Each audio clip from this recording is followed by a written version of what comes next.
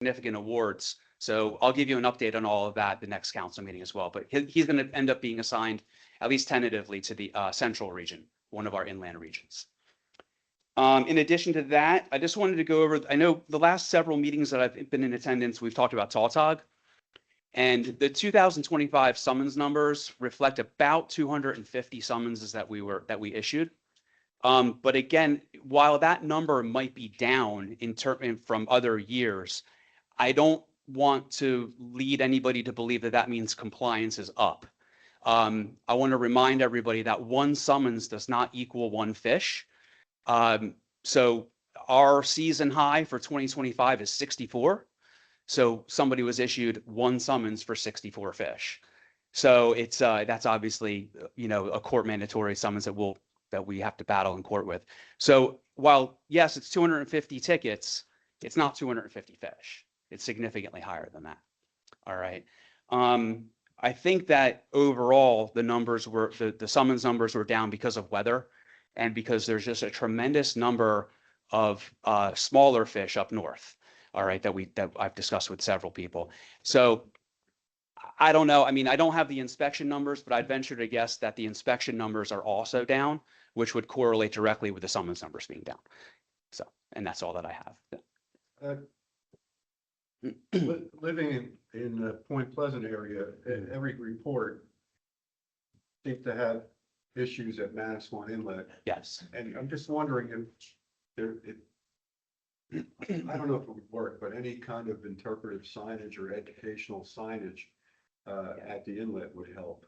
Right. Jeff, do we want to talk about the signage in Mandarin and in Spanish? So, right. Yeah, so we don't have not signs posted at the at inlets or anything like that, but we have started doing, you've seen the attention angler sheets that we do.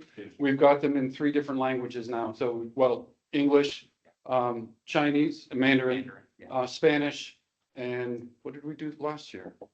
Vietnamese? Oh, Vietnamese. We've got them in 4 languages now, and enforcement hands these out as like consolation prizes at every interaction. Yes, so we're hoping to start reaching out to the communities that we are less likely to have good communication with to help improve that compliance. Thanks. Thanks. And I'm hoping it's a lot less expensive to get our regulations, these pages translated than I thought. And now that the languages that we already have done, it's only a couple of bucks to update the regulations. So I'm hoping to add a new language maybe every year. It's a lot less than I was originally anticipating. So I would work with law enforcement to say, what's your next language on your priority list? And so hopefully this year we'll get a 5th language. So Great, thanks. Yeah. Sir. yeah, but the contract, so I'm not really allowed to do that through DEP policy. Yeah. But anyway, I'm curious to see a breakdown of summonses for boats, shore side, and, you know, Yeah. charter boats, 6-packs, whatever, party boats, and everything. Significantly heavier on the shore-based fishing. I figured it was, you know, I had an inkling it was, you know, but Yeah. I wasn't 100% sure. You know? Yeah, we don't have a data management system that captures that metric at the moment, so it's kind of hard to really kind of produce viable data for that. But I can tell you with absolute certainty that it's heavily weighted towards shoreside fishing. You got it. Yeah, yeah, right. Mhm. Sir? So I had a question, previous, there was a lot of chatter about your enforcing federal, regulations with the tuna fishing. Yes. And I know there's a bunch of online forums and whatnot, and people were saying that state guys shouldn't be enforcing this. If you could speak to that for me Sure. for a little. Yeah, absolutely. So New Jersey Fish and Wildlife Bureau of Law Enforcement specifically, well, as a whole, but specifically the Marine region, are deputized members of National Marine Fisheries Service, Office of Law Enforcement. So we receive training that we have to do every year, some level of training to maintain that deputized status. What that means is that we are able to assist in enforcement activities out to through the EEZ. So effectively out to 200 miles, but we don't go out to 200 miles. All right. So for example, like all of your HMS inspections or all of our HMS inspections fall under what's called execution priority 1, which is vessel and dealer reporting. So HMS, not only do you need to have the permit through the permit shop, but like bluefin tuna, for example, you need to report those. Our JEA, our Joint Enforcement Agreement with National Marine Fisheries Service, combined with our deputized status with National Marine Fisheries Service, gives us the authority to basically do that enforcement activity. Now, what's really important to understand though is if, let's say that you're 5 miles off the beach, you have an illegal tuna of whatever type, we can't issue you a ticket on the spot. We have to do what's called a referral. So every single one of those cases that we make that has that federal nexus to it, we have to write up a full, almost like a discovery packet for court, submit that to the feds. They then assign that to an enforcement officer, and that enforcement officer is the one who ultimately levies the enforcement action on that individual. So Okay. does that happen with striped bass in the EEZ too? Yes, ma'am. That's correct. Yep. So anything. So for example, if we have a scallop overage dockside event, that would be referred to the feds for National Marine Fisheries, for enforcement action. All of our pots on the reef that, or I'm sorry, not pots on the reef, but like our lobster, like our trap hauling, lobster regulations that we enforce, all of that, we do both inside on the state level as well as outside on the federal level. Now, if you have a NIMS observer on board, does he then issue this? Yes, that is correct. But very rarely are they issued immediately. Usually they would be issued after the fact. So a lot of the patrols that people were seeing in the fall with my officers, and they were actually combined patrols. If you think we're spread thin, you should see them. They're spread, sometimes it's one for every other state, okay? We're like every other county, okay? Sometimes, or usually it'll be our vessel, our operator, and one of their officers. And then most of that time, there'll be another one of our officers as well. So there's a dual boarding team. Okay. So the boarding team would consist of a state level officer and a federal level officer. But we are fully, that's where a lot of our funding comes from the JEA. The feds work in dollars and cents, we work in hours. So we give them X amount of hours of work, they give us X amount of dollars back. Thank you. You're welcome. Anything else? Thank you. Thank you. Shellfish Council reports, Delaware Bay. Not much to report. I mean, the one thing is, I think it's on the agenda for later on is, the Delaware Bay Council and Atlantic Council has their meeting on Monday, and I think we're gonna do a joint letter about the, appointments to the Fish and Game Council. So we had that discussion, Tuesday night. And our stock assessment is set for February 4th and 5th. For the stock assessment for the Delaware Bay oyster industry. And that's all I have. Thank you, Barney. Anybody have any questions for Barney? Dave? Barney, did you say a letter regarding Fish and Game Council appointments? I think that's what it was. There's three, there's a piece of legislation that's in your, it's in the stuff that was sent out, that they're trying to get three appointments for, pretty sure it was the Fish and Game Council for out of sport, how do I want to say this? Environmental groups. Understood. Okay, I was mixing topics. I thought you were talking about some of the people that were out there to be approved by the Senate. I'm just gonna let you know that one of them already got approved just today. So. Okay. Take that one off your list. But you're talking about the legislation. It sounds like you're gonna be bringing up. Thanks. Mark. Okay, thank you. Thank you, Mark. Atlantic Coast, No, there's no report. nothing. Thank you. Shellfish Bureau report? Okay. Don't believe there is one. Legislative regulatory report. And Happy New Year. I didn't say that. Happy New Year. So handout number 4, is the legislative reports. Again, these are all just the new actions. And I didn't do as good a job as I usually do of weeding them out. There's a lot in here that are appropriate for the administration, but not necessarily for you guys, but there were a few that I wanted to bring up. So on page 2, S4893, this is the one Barney was just talking about. There's legislation, a bill had been submitted, excuse me,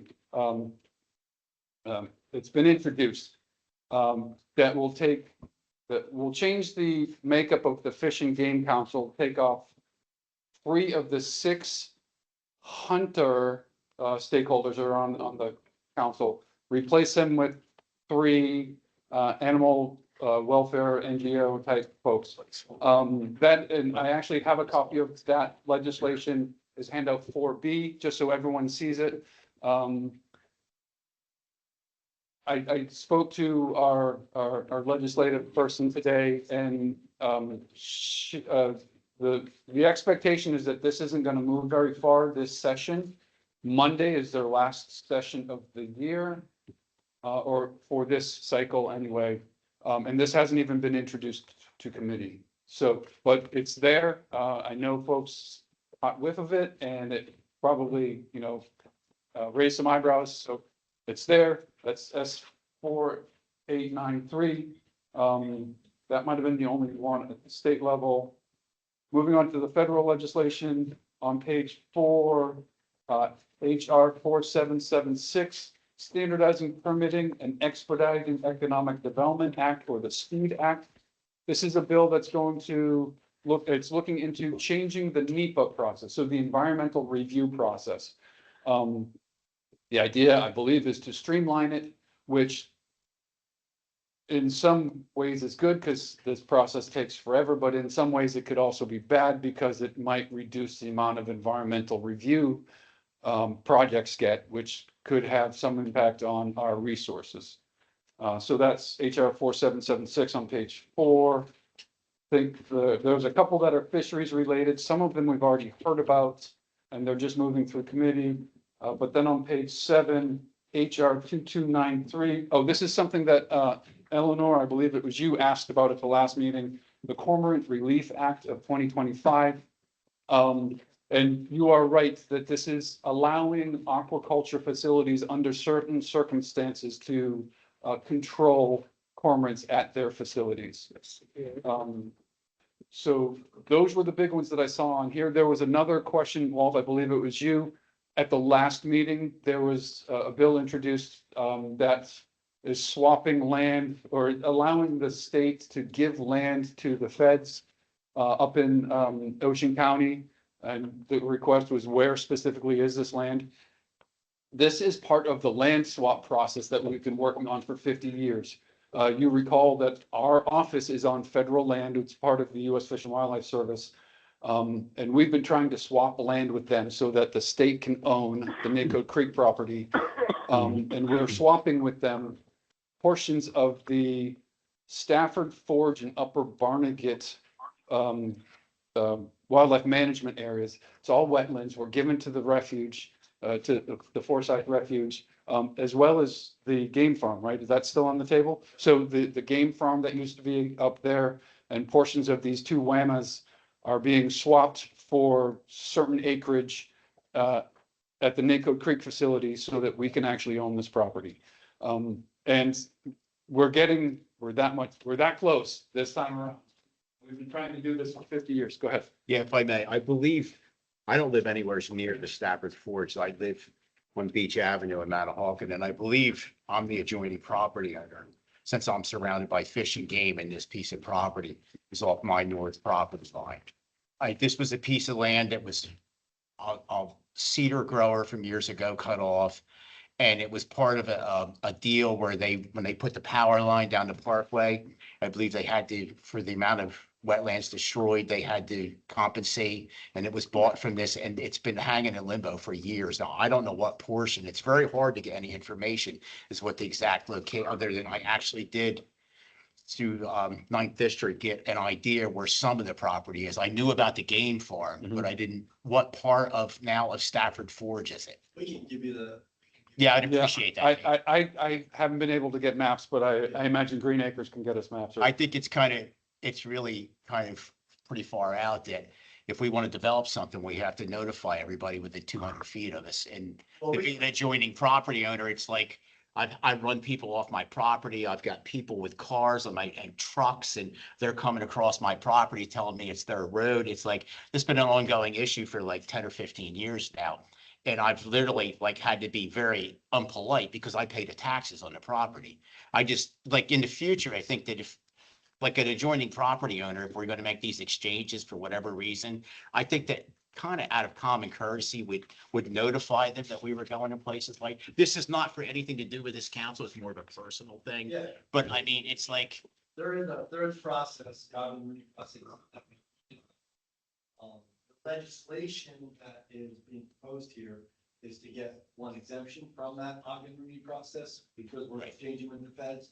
But part of the process is there's two public hearings on the land swap. So it's landowners, whomever can speak. about it. right, but I would have had no idea if I hadn't seen this. Nobody's notified me. It's normally, if you notify an adjoining property owner, it's by certified mail with return receipt. Yeah, we're not there yet. Right. It's a long process.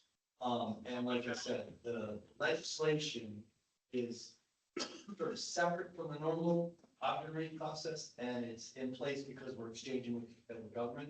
There's certain parts of what the normal, requirements are. Right, I'm aware of them, right. Yeah, the feds can't accept, so that's the exemption. Yeah, but once we get through this, then we'll be, presented to the public. And I appreciate that, David. And just one other thing, it's like normally when there's a exchange with US Fish and Wildlife, which are very poor neighbors to start with, there is normally it has to be of an exceeding value of what's being traded. And I would think that the Nakota property would exceed the value of a cedar swamp that grew up in Redmond. Jeff can speak to that because we work very hard to balance. The Oh, yeah, oh, no, they make sure of it, And yeah. that's why we're adding small pieces. Right, okay. When we did the assessment at the Cody Creek versus the Forked River Game Farm, Right. we needed to bring a little bit more, so we found all the pieces. So. Oh, I think you're still going like this and trying to bring, right.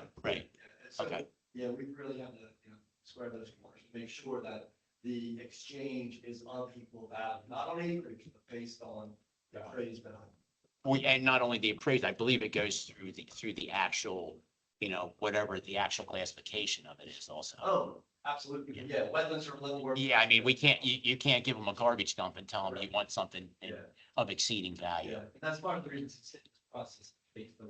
Yeah, and I'm sorry to take up so much time, but it was just a personal issue because this took me over 2 hours to come up with where this actually was. Yeah, I'm You know, gonna which is- make sure that. We'll get you the maps. Okay. I have it. I have a survey, so I'm fine. So you don't Thank need you. the maps. No, I don't need Okay, a map. okay. I'm going to be sent a map when I'm actually notified, so it doesn't. Okay, we have one Thank last you. thing on legislative. Oh, yes. Huh. Yeah, so, we are back to, at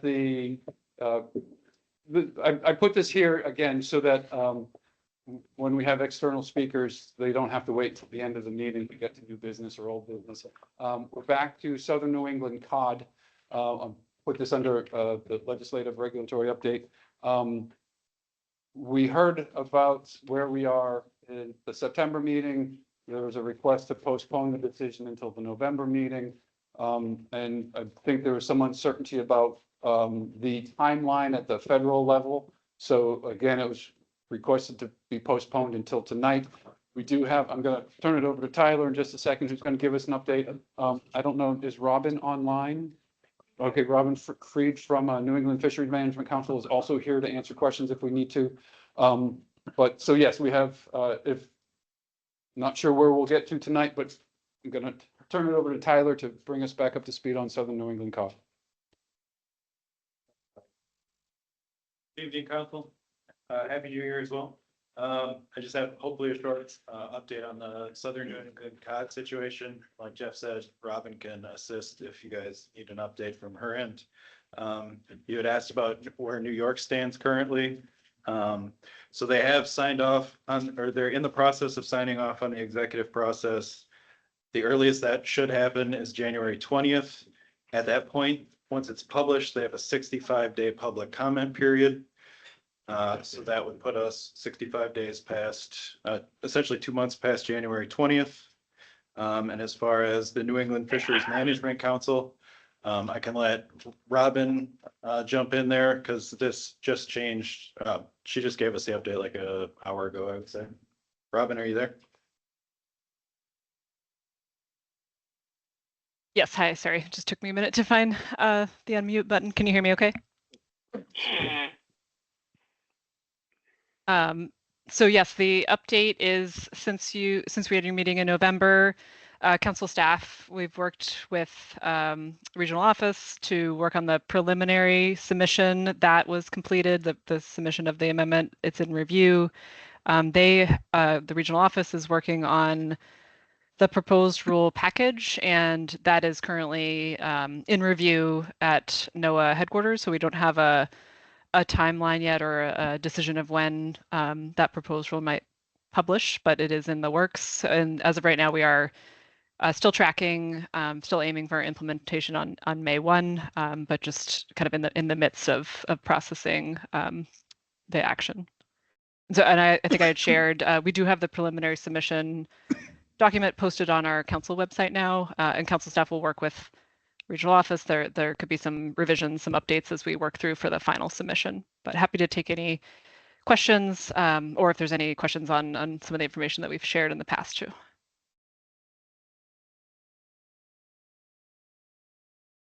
Anybody else? Council have any questions?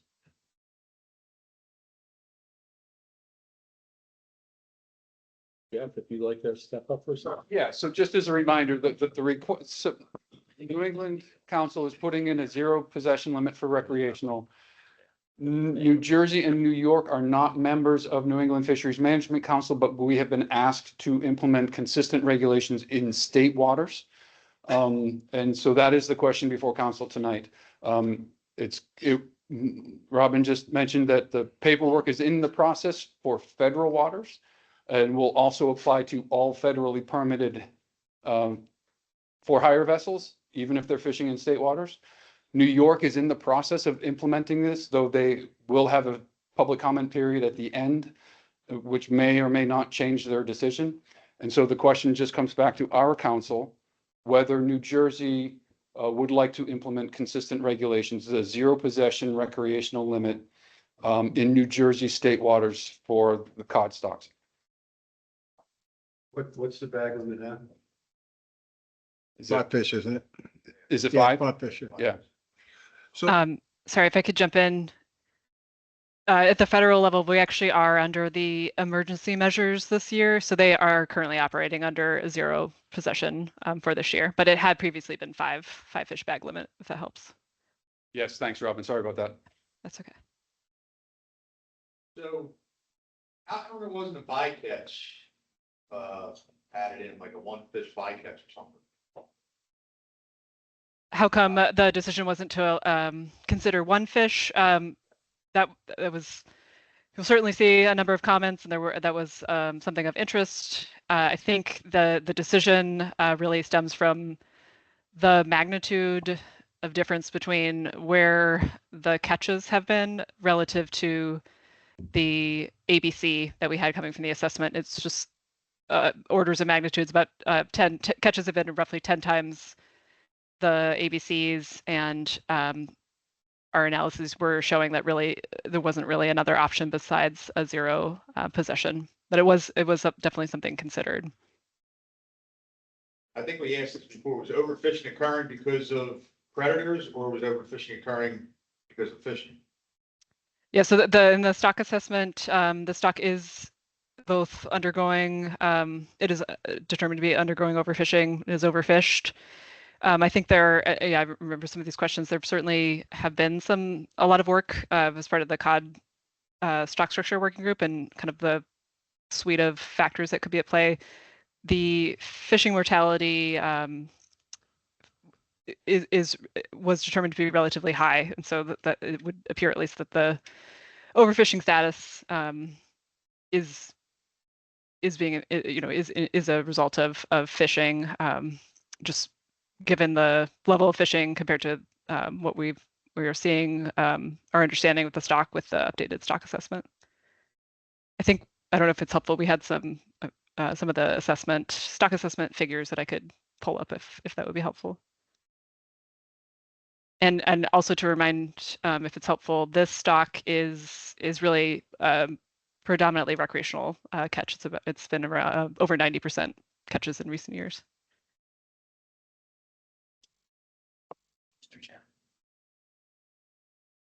Walter?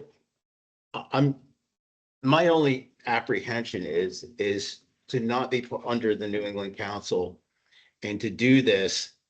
What criteria would ever be this, that we could ever land a cod here? And this has been, I'm 62. It's been my lifetime watching this happen. I'm apprehensive to eliminate it without some sort of, what would be the criteria? And I guess it would be for you, Robin, what would the criteria be? Would the ocean need to be full of cod to be able to ever catch these again? I don't know how to pose the question realistically, but I mean, I know none of us have a crystal ball, but it's like, it's hard to support something that you feel that will probably never happen in our lifetime. Yes, I think I can first answer the question kind of in I guess a procedural that might be helpful, but then I certainly understand the nature of the question. Just in terms of how the New England Council would be proceeding in adding and kind of recognizing this new stock of Southern New England cod to our plan, which is part of Amendment 25, that would be adding it to our setting a recreational sub-ACL, and that adds it to our suite of stocks, species of cod and haddock, where kind of on our annual basis, we will look at updated catch information and as an opportunity to determine whether measures could potentially be adjusted. So in terms of the ability to adjust up from zero possession is there, but I think to your question, it's, you know, what would we need to see change with the stock? There are several things in the upcoming several years that could have an influence. One being, we will anticipate having an additional stock assessment. Hasn't been scheduled yet, but potentially in 2027, depending on what that might show. The other, I think, really important update that we expect in the future is potential the recalibration of some of the MRIP estimates. If it turns out that our kind of perception of the catch estimates have been maybe higher than these updated values, that might bring things kind of more in line and make it a little perhaps more feasible that something like a one fish limit could be feasible. So I think there are some avenues, at least in how we will continually monitor. But as you noted, it's certainly difficult to know how what will happen with the stock. What is the ability for it to come back?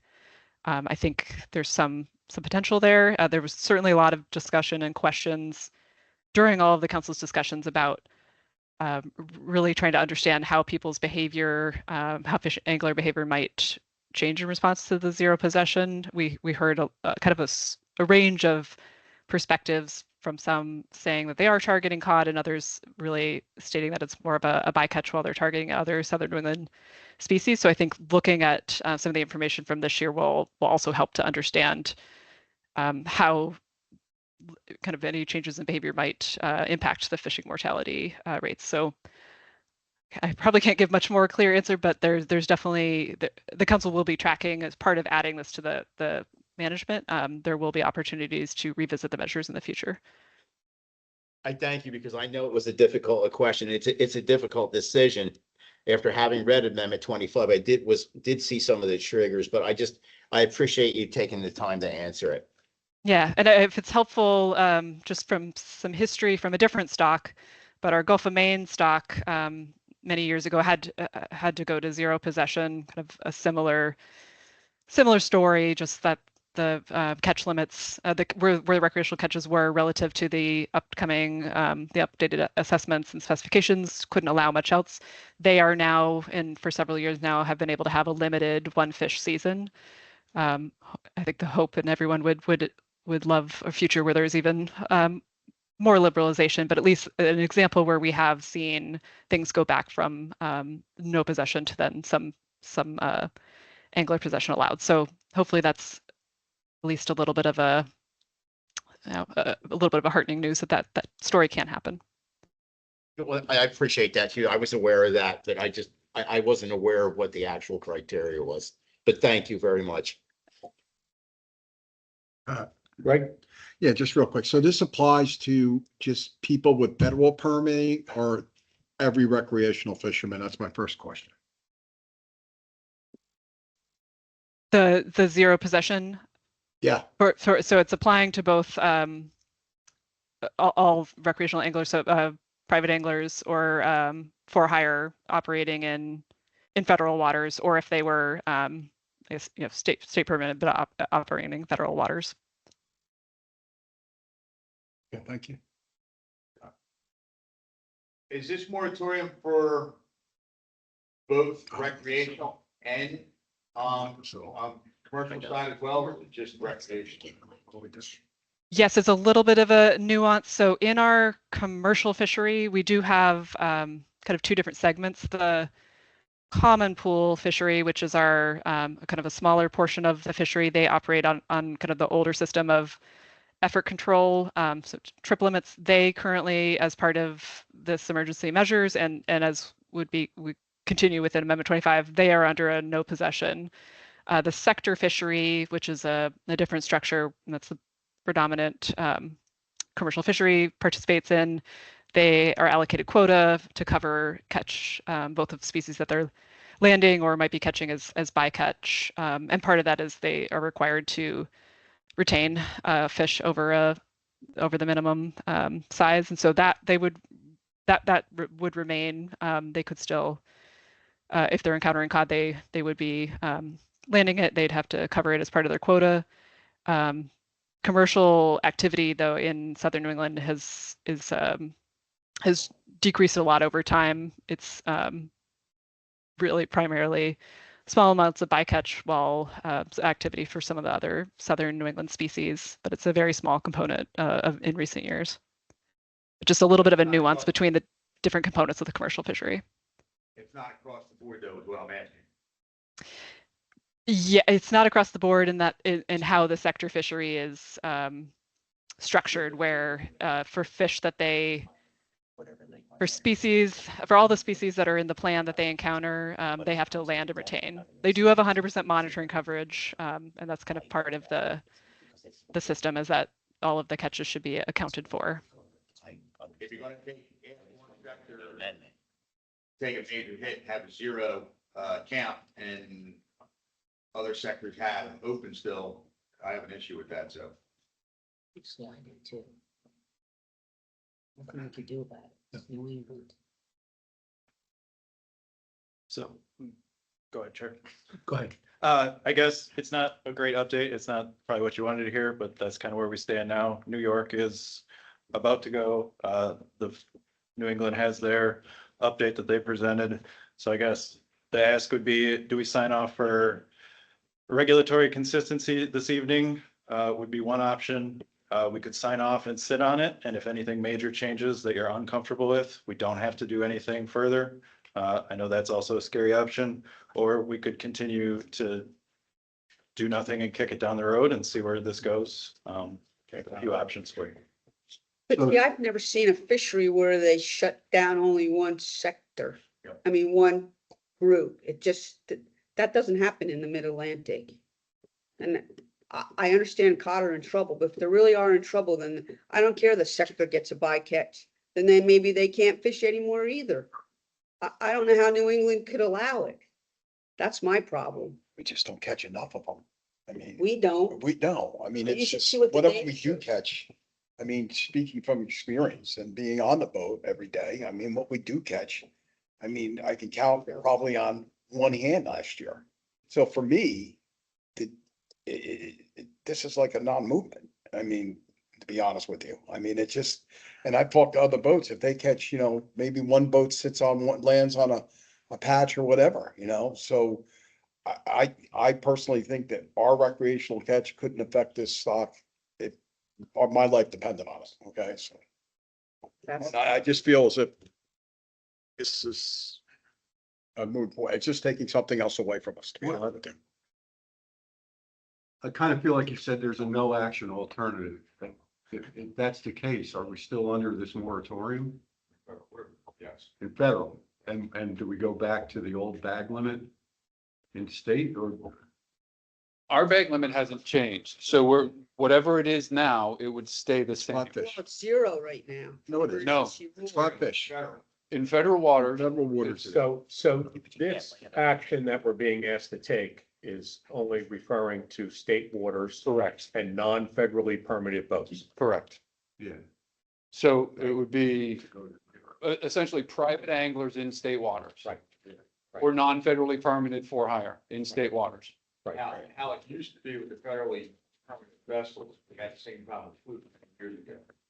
When state had opened up for federal fluke, federal permanent vessels had to give up their federal fluke permit in order to be able to fish in those State ownership. state waters at, you know, at that point in time. So. And Bob, I think that's an important part. As awful as this is, if, you know, I catch a couple of these things almost every year inside of 3 miles. I shouldn't be allowed to keep them if Greg can't keep them, if Bob can't keep them, or if anybody else can't keep them. Like there's an inequity to that, that I kind of have an issue with that. I don't, I mean, this sucks. I feel like I'm gonna vote on something that's, I think Walter's correct. None of us are gonna live long enough to see this turn around. And that'll be the end of cod. However, I hate to think that, I could be fishing next to Greg during spring sea bass and I catch a codfish and we hoot and holler, and somebody catches one on his boat, he has to let it go because he's federally permitted. Well, you would have to surrender your permit if what it would be. We did the same thing with fluke many years ago, so. I'm aware of that. I don't, that puts you guys in a very awkward position. It puts the federally permitted vessels in a very, I think that's a bad spot. And we are literally probably talking about, I don't know, 18 fish. See, this is the problem, their number. There's 5 fish at 23 inches. I mean, No, I mean, I'm saying 18 fish on the coast. I know. we just don't catch them. No, I mean, I'm being literally, realistic about it, you know, I mean, within 3 miles, Greg? no, I mean, we didn't catch any within 3 miles this year. No, but that, I think I've caught 3 in my lifetime. so, Really. Of all the years I'm I've not fished, biased. I've lost like 12. I just think for, I don't like to think about voting One fish. to close something. But, I also don't want to put boats at a disadvantage. That's just my personal thing. I don't, for the same reason that I don't like it that, there's some cod fishermen that are catching cod in New England and other people who could make money catching codfish aren't allowed. I don't like that inequity, and I don't like the inequity, That's New in our England state. now. so. I would entertain a motion, if anybody has thoughts on making one. Actually, it would work better if there was a motion. We have some public comment. It would work better if there was a motion. I'll make a motion. I'll make a motion to kick the can down the road, status quo still. I'll second it. Hey, is there any council comment? I'm sorry to be a little confused. Status quo would mean just. We're not doing anything this meeting. Right, which would mean private anglers stay in the existing bag limit. Only in state water. Inside free water, yeah, But yeah. how does that affect you guys? It's not gonna affect. Okay, all right, thanks. All right, So we have a motion and a second. we have a motion. Now we have public. Any public comment?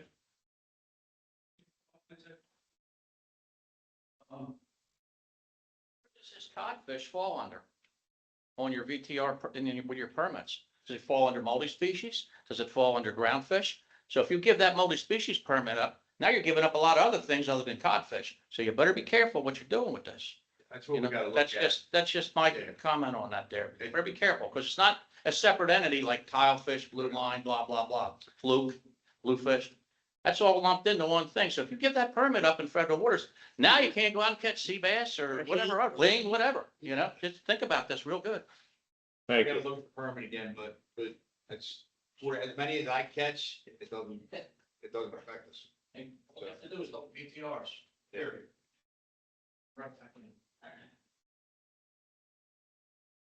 Well, Hartel, I support the motion. I really enjoyed codfish, and it was only a few years ago, we were catching them regularly on my boat. But now that it's been prohibited in federal waters, we still catch a couple each April when we're blackfishing. And we want to be able to keep them. Keeping one fish is not gonna hurt the resource, and I sure wish, they allow at least a one fish, bag limit in federal waters. And it's part of what Pat was saying, there are inequities all over, but I wouldn't want to take away something from one group just because the other group couldn't have it when it comes to, like the for hire fleet and the private fleet. I'd like to work to get that same regulation for the for hire fleet rather than taking it away from the private sector. Thank you.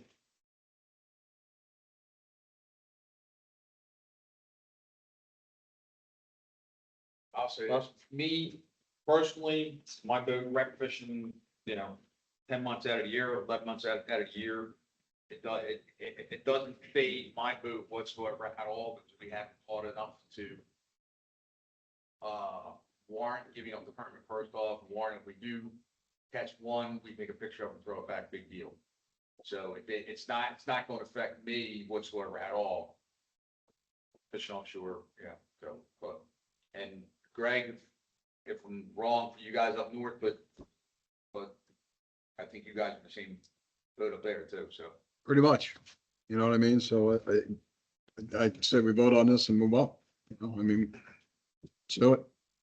So can we, what's exactly the motion again? We're gonna do status quo So the and motion- ensure. We're gonna stay, we're not gonna make a motion to Close. close the state waters at this point. We can revisit it in March, we can revisit it in May. I think May would be a good idea because by that point we'll have an idea of what's going on too. They might even have some other numbers maybe too, so. Anybody else? So the motion is, The motion to remain status quo on cod, the recreational possession limit for cod in state waters. Kick the can down the road. Yes. all those in favor of the motion? Aye. Aye. Any opposed? Any carries? Unanimous. Thank you. Thank you. Thank you, Council. Thank you. Thank you, Robin. Thank you, Robin. Thanks for joining us again. Yeah, thank you for the opportunity. Appreciate it.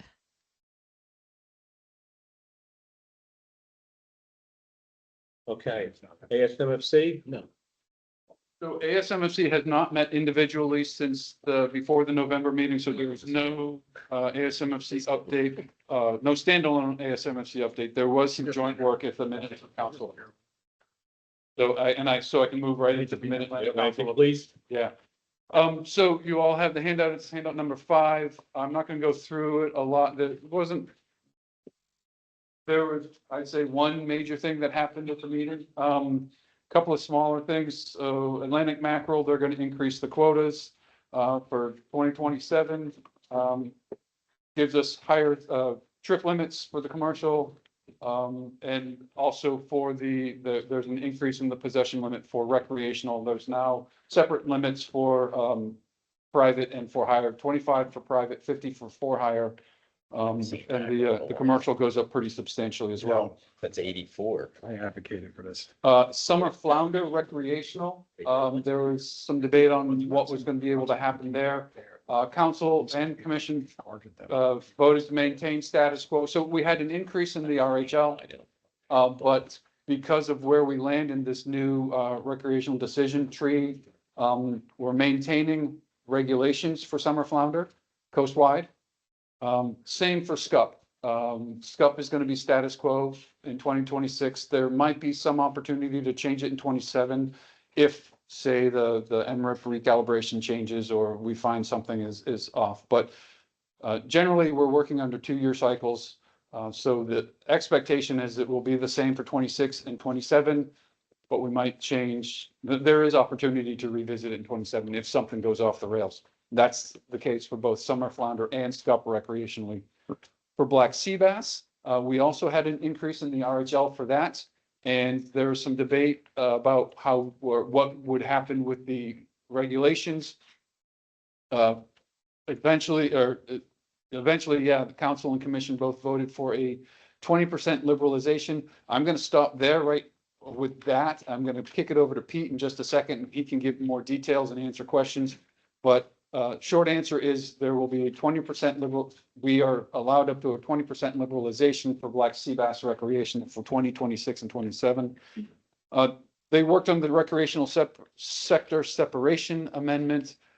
Two things that they dealt with. Well, the addendum is covering 2 things: recreational mode management. So sector separation, mode management. So for hire might be having separate regulations than the private anglers, as well as for hire permitting and reporting requirements. Basically, what council and commission decided was that this still needs some work. So they didn't approve it for public comment. And what they actually did is they're going to have a public hearing, so like a roundtable workshop to get more input from the recreational sector before they move it on to the next step. So that's going to happen sometime in early 2026. And I think that is all that I have for for Mid-Atlantic Council. I do want to turn it over to Pete with more details, but is there any questions on anything that wasn't black sea bass? Then I'm going to ask Pete on up and give us a little more deeper dive into black sea bass. Thank you. Good evening, council. So we do have a coastwide 100% liberalization on the table for black sea bass. There's an addendum 32, which describes how black sea bass is managed in 3 regions. There's a northern region that goes from Massachusetts to New York. There's a New Jersey region, and then there's a region that goes from Delaware to north of Cape Hatteras, North Carolina. Depending on how the board votes on February 5th, we'll have either the full 20% or some variation thereof. So I understand that that's news to everybody.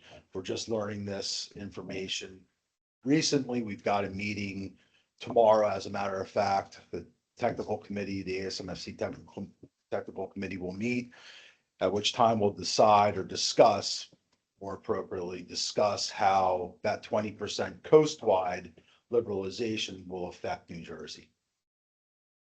We've been given access to the recreational demand model, which is the tool that we're using currently to model options for liberalizations and reductions. I've gotten through about 13 iterations of a 20% liberalization for New Jersey. There's nothing concrete on the table on how these options really look for us ultimately until we find out first from the technical committee tomorrow, putting a recommendation forward to the board for February 5th meeting. So. So are you looking at like, maybe we might be able to get more than one fish in the summer? Is that one of the Right. possibilities? Right, so there's been, again, there hasn't been any advisory committee Yeah, I understand that. yet. We can pull up a timeline, that would be helpful at some, oh, thank you. So I have a timeline that we should probably discuss having an advisory committee meeting, Eleanor, at which point we can talk about prioritizing our How you, assume 20% liberalization, whether it's an extra fish in the summer, whether it's gap filling our June, the 2 weeks, July, or our the close. September close period, and how we can effectively make some adjustments, assuming that we'll be able to. The information that I have so far talking to commission staff is that New Jersey will likely word this carefully. Tomorrow, New Jersey will likely walk out with a recommended 20% liberalization. It's not clear whether the southern region will need to utilize a full 20%, and it's unclear how the northern region would, what they might need to find a more equitable regulation. There's an addendum, it's called Addendum 32, where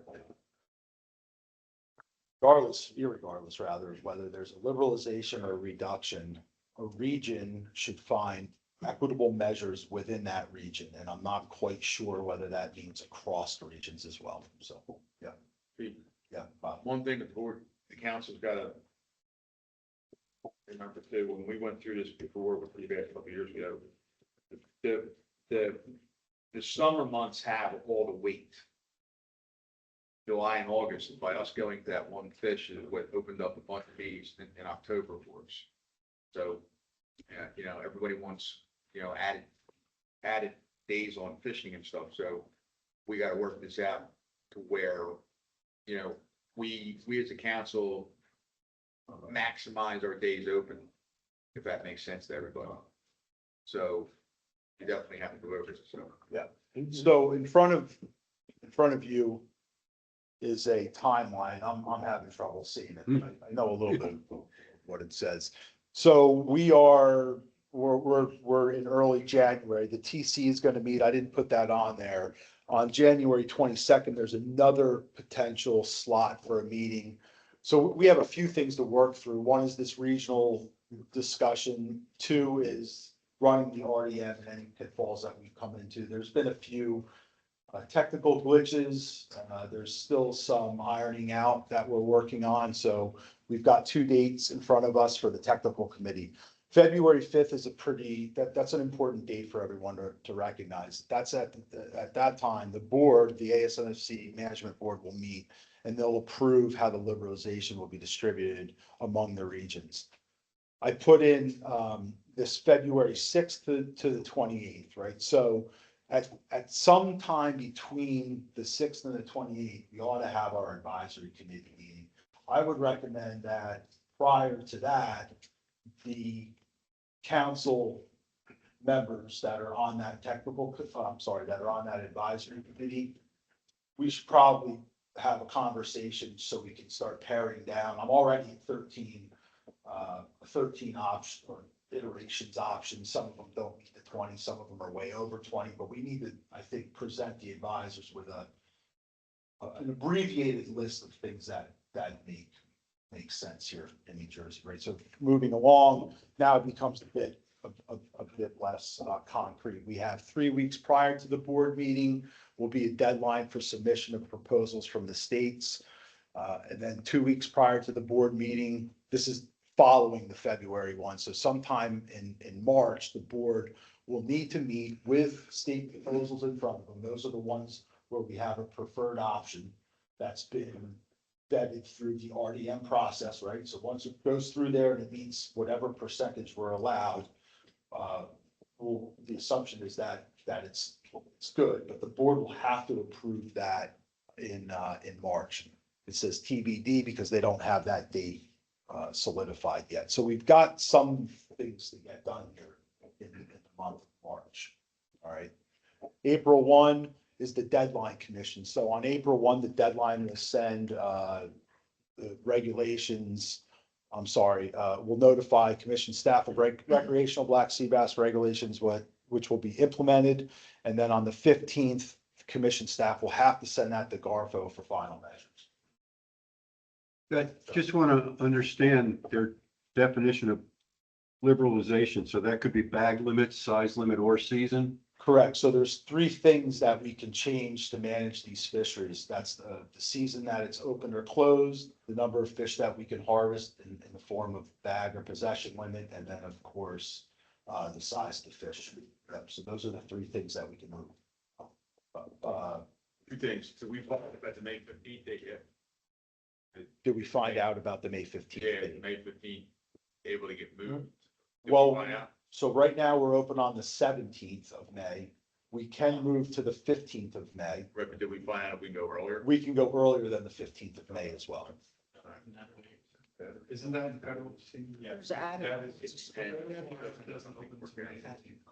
Right, but so Adam, we will, Adam's there. Wait, right, so we can open before May 15th. The non-preferred coastwide measure right now says May 15th. I understand that we can propose a date prior to May 15th, and because we're working under conservation equivalency, we'll be able to, if things are submitted on time here, April 15th, we will have time to submit an earlier date if we so choose.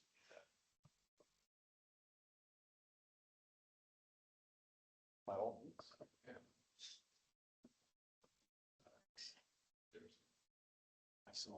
Thanks, Pete. So just before I begin, again, Adam Nowalski, tonight as role as legislative proxy at the ASMFC. The 20% number that we're even hearing about was one hell of an uphill battle. The work that Greg did at the council level was unbelievable to help get votes there. Joe with his work at both the council and commission as chair there. It was a real uphill battle. So there's a lot of people that deserve a lot of credit. Let me just stop real quick. Adam also was front and center. I just want to say New Jersey had very good representation. Well, let's just hug it out. It's the truth. And it is what it is, right, Joe? So one of the things that I don't know if you were intending to put up here, I'm guessing this council is probably going to need an April meeting, as has happened in the past when we've dealt with these changing regulations. It's highly unlikely that the March board meeting of the ASMFC Summer Flannel Cup and Black Sea Bass Board is going to occur before that meeting. So that's something you're going to have to think about. I think I have a little bit different viewpoint of the May 15th date. That May 15th date is something that's in place in federal rulemaking. As is put up here, on April 15th, it's the deadline that commission staff will submit a letter to GARFA with a final measures. Federal rulemaking for our fisheries that open in May, a lot of times that final rulemaking doesn't actually go into effect until the summer in terms of all those rules being written. So it's my interpretation, I'll defer to Pete, Jeff, anybody else who wants to offer something different, that up until that revised rulemaking package, federal waters measures are going to remain closed until allowing the states to open on the 15th. There was the work that was done to allow the winter fishery to open. I don't know how, I don't know how you're gonna get around that May 15th date this year. I don't know if there's going to be proposals that are going to be reconsidered in subsequent years. I don't know the answer. I'm open to anybody else's. I know the feds did work, and I'm not, as I stand here tonight, I can't clearly verbalize everything they did because the effort was to try to accommodate the southern states. So they tried to open federal waters for as long a period as possible, but I'm not sure that May 15th date is in play. But if you've got something different, I'll refer to your knowledge on it. But again, a lot of work, thanks to a lot of people who worked really hard on this. It's the first time we've seen a liberalization in over a decade. It's been way too long coming. I'm not even going to stand here to any public listening here in the room tonight. I'm not even going to sit here and try to make an excuse for it being enough. I do feel fairly confident that all of us that worked on it, we got the very best we were going to walk out of that room with that day for it. So I do take some comfort in that, even if in the big picture it's not enough, not what's due, not for the pain that for hire, recreational fishermen, bait and tackle stores, black sea bass has just been a regulatory disaster. I don't need to tell you that. But again, I thank everyone for their work on it. Thanks for letting me chime in. And again, if you've got some other ideas how we're going to work around May 15th, I'm all ears as well. Thank you. Thank you. Thank you, Adam. The only thing that I would add to that is, and again, seems like there's a lot of information that we're still sorting through. And one of those is this May 15th regarding May 15th date. I was told by commission staff earlier today that we would be able to move it forward, again, based on submission of, but I would have to agree with you, there's a lot that goes into the regulations when this writes the final rules. So in moving forward here, I was going to suggest before Adam said it, since our timeline, and the CBS chair, we set up a date in February at some point in time for all the advisors, and then I would make a motion that we move our March meeting to April. This way we have one meeting and do it all one shot instead of meeting in March. So, we're not there yet, but at the end, we always talk about meetings. I have Black Sea Bass as like a priority meeting to have sometime late January into early February. Based on I was thinking late January before I saw this. So yeah, we'll probably do it sometime early to mid-February. As far as the March meeting, moving it to April, I don't think we can do that, Pete. I was looking for you earlier to clarify. If we have to tell ASMFC on April 1st what our regulations are, the last date we could have our March meeting would be March 30th, so that we can turn around and tell ASMFC on April 1st what we want to implement. So the committee can't come up with The committee, recommendations, and we send in those recommendations at that point in time, and then we come back in April after they meet April 1st, like we always do with Fluke. what happens is we send them a list of things that we want to consider at the committee level. They approve those. And then the committee picks which one they want, and then council approves that. And then we have to send that back to ASMFC. So, I think we'll need 2 committee meetings, right? That's how we usually do it. So the first one to help us come up with ideas and whittle down that list of 10 down to 5. We send that list of 5 to ASMFC. They say 1, 2, 3, and 4 are good. 5 we don't think is going to actually work. They send us back that list, and then we meet again with our advisors to pick 1 from the list that ASMFC said was okay. That comes back to council, and whatever council decides has to go to ASMFC by April 1st. We can still move our meeting, but we can't move it into April. We can either move the regularly scheduled meeting or have a separate special meeting just for Black Sea Bass later in the month. So those are 2 options. But And yeah, I see needing more time. It's not gonna be done by, I think our March meeting is scheduled for the 5th. It's not gonna be ready for that. So whether we push that back or hold that one and have a special black sea bass only meeting, but it's still gonna have to be in March if that April 1 deadline is what I think it is.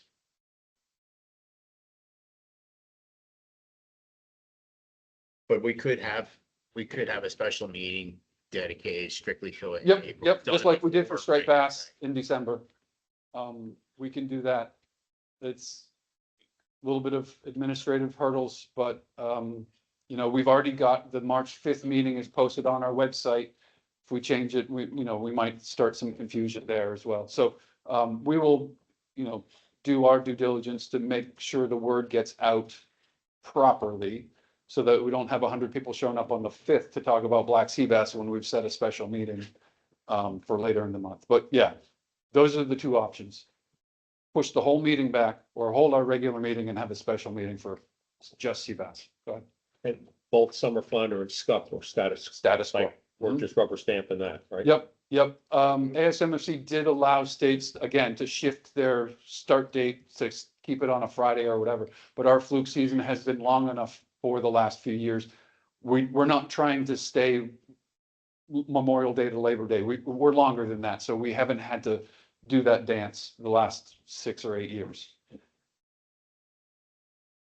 I would suggest we move the March meeting anyway, towards the end of March. 26th is a Thursday, and the month, so with all the meetings that are going to be coming up, committee wise and stuff like that and everything, I don't want to go twice and stuff, but I'm having a country meeting in April too, so. So am I. Okay. So, we have one suggestion to move the regularly scheduled March meeting to the 26th. All right, I'll make a motion to move it from March 5th to March 26th. What day is that, a Thursday? Yeah, Motion.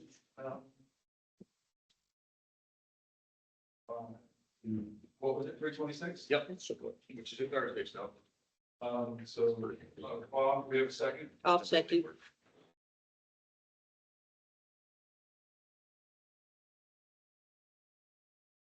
Anybody on council have any more comment on that?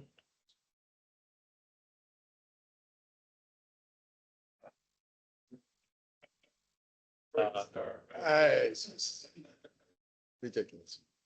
Right, that doesn't, does that conflict with? No, it's fine. Mid-Atlantic stuff or anything, or- It's fine. I know that we have a Mid-Atlantic meeting. So when is that, Joe? That's sometime in the beginning of April or middle of April? I forget when that is. So I got something else and then And that meeting's in Stafford it's gonna County. tell my wife we're changing our vacation. We can get a room. Atlantic Council meets April 7th through the 9th. Okay, so. Easter week. I'll be there. Yeah, the first week of April is a brutal week for me too, so, as Dave knows. So, Is there any public comment on this? Go ahead. I'm sorry, I got a little lost in this. So, perfect. I'm trying to follow, but I'm struggling with it. So, Black Sea Bass, federal waters, opens on the 15th. May 5th, it's going to open. But we don't know where the state will be. No. So.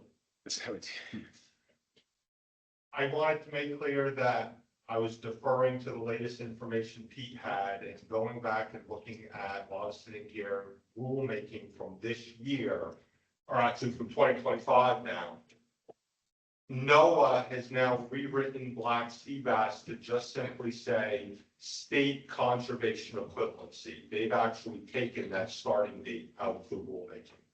So that's where states would have flexibility now to do something earlier, which I think is what you got today. But it's federal. Yeah, in federal. In federal waters, it's still May 15th. No, No. it depends on what the state that your land is going to have in regulation. So right now, we don't have any updates to regulation, our start date and end date, as of right now today, we don't do anything, you know, is May 17th. That fishing level averages, not May 19th, it's May 17th. May 17th. Right, so that takes, that regulation from New Jersey takes place of the federal waters regulations. Okay. All right, what we're talking about is changing those dates, possibly changing those dates for liberalization. So you can assume, I guess, that May 17th will likely say changing that. Yeah, my only concern is, okay, so like as a recreational fisherman, I can kind of adapt, right? But if I was on the charter side, like, I'm thinking, hey, I want to start booking these charters. Like, I don't want to wait till sometime in April. Like, when do they get sight of, okay, I can start booking these charters? It looks like if I look at the timetable, like we're running right up to the start date. We are. And that's not fair to those guys. I thought you said you didn't figure it out. Well, I think you did. Thank you. Thank you. No, it's, the timeline's way off for the. And this, we're literally working as quick as So possible. that's where the cost, okay, this is, you know, what we were talking about earlier, okay, and maybe I can help you with this, is that, okay, so let's say if we open, and he can answer this better, let's say May 5th or something like that, okay? Which, you know, neither here nor there, what's that cost going to be to us? And what, you know, down the road and everything like that? Well, how many days is that gonna cost us in October or someplace else, even with the increase? Because that's a large number. So there's things that are gonna come into play here, okay, that we can't answer until we find out what Pete talked about earlier too, you know, after, what's the date, February 5th, you know what I mean? Do we really know exactly, are we gonna get our 20%? Are they going to reduce us? I guess there's still that possibility, Joe, right? So, I mean, at this point, it's kind of a mood conversation to do that, to start early or whatever. But just keep in mind, and this is, when you take a date and you move it that much further, okay, it's going to cost you someplace else down the road. Okay, so, Totally get it. yeah, it's not for free. I totally get it. So, but the only point that I'm making is the timeline is way off. Like you're. this Trust me, I own the boat, I know. Should have already been done. Yeah, there's nothing we can do about it, so. We all know that. It's really gonna hurt these guys trying to. Out of our control. It's out of our control. One last question for Pete. Can liberalization be a combination? Like a lower bag limit and a change in the season? So, yeah, we have those three knobs we can turn and we can do any combination that gets us to that 20%. Thank you. That's So that's what the committee will work on. if I may, John, so you're aware of what goes on. When we do sea bass, fluke and everything, the whole 9 yards, we as advisors, we sit down and we work out the best option that we put forth in front of the public at that point in time. Okay. We maximize as much as we can for everything. Yeah. Sometimes it works out in our favor, sometimes it doesn't work out in our favor. So until we actually find out February 5th of what's what and what options we can put up, we can't sit here and say, well, it might be 2 fish here, it might be 3 here, it might be 10 here, it might be 15. Gotcha. So Thank you. Yes, So I understand that, with the federal rulemaking, they were gonna do away with the May 15th date. But I thought Adam said that might not be signed off on time to affect us for this year. We can't, thank you. Scratch that motion. Thank you.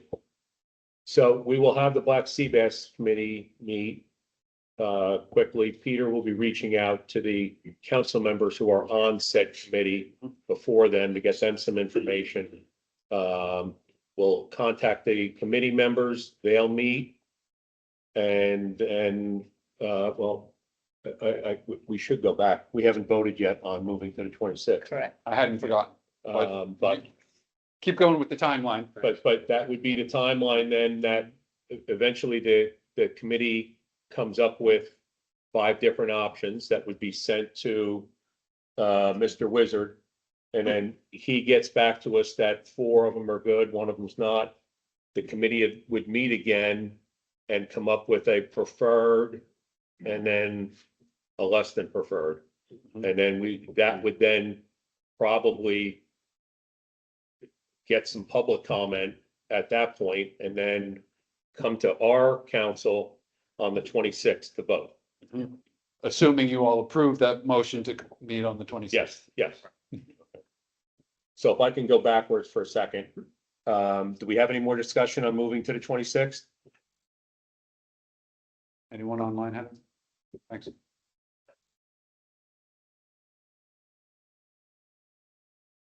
Good evening, Eddie Hicks again. I want to thank Greg and everybody that worked to get this.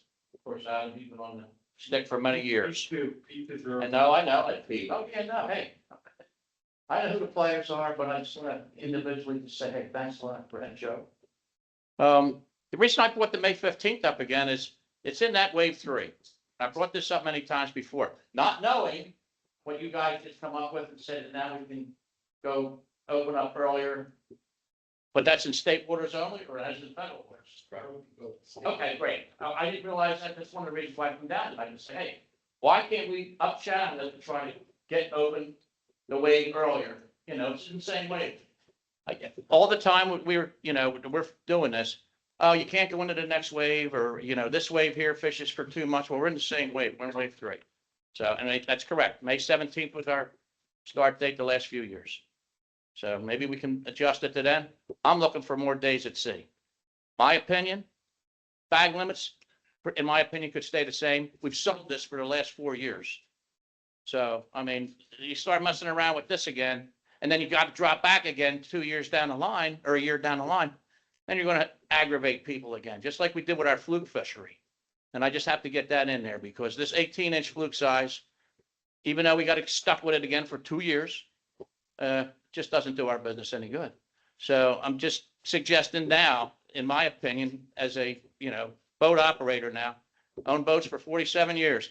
I'm out of the game now as far as owning boats, but I still run 2 boats. So we need days at sea, whether it's in the beginning of the wave, end of the wave, however it works out. So that 20% has to be spread out, though, I think, in a fair manner, not just in the beginning or July or September or whatever. That's just my opinion on that, but thank you for everything you guys have done. Appreciate it. Thank you. I'd like to call a vote on the March 26th meeting. Just a quick comment. I agree with most of what Eddie said, but I'd just like to point out to everyone, you probably know, but there's other things we could do with the sea bass liberalization as well. Perhaps, we could go to 2 fish in the summer. We might be able to open the end of June instead of having it closed. In the ocean, the water's still very cold, the fluke aren't biting, so we could possibly extend it to July 1st, or we could open it in September, immediately after fluke season closes. So these are all things I'm sure Pete's gonna work on, and I appreciate what he's doing, what you guys are doing. Thank you. Thanks, Paul. We're already way ahead of you, Paul. So we're it's all right to like maximize, but try to get maximized everything we can get. So we're way ahead of you. Okay, we have a motion and a second on the table to move our March 5th meeting to March 26th. Is there any more discussion on that? All those in favor? Aye. Any opposed? Motion carries. Thank you. Thank you.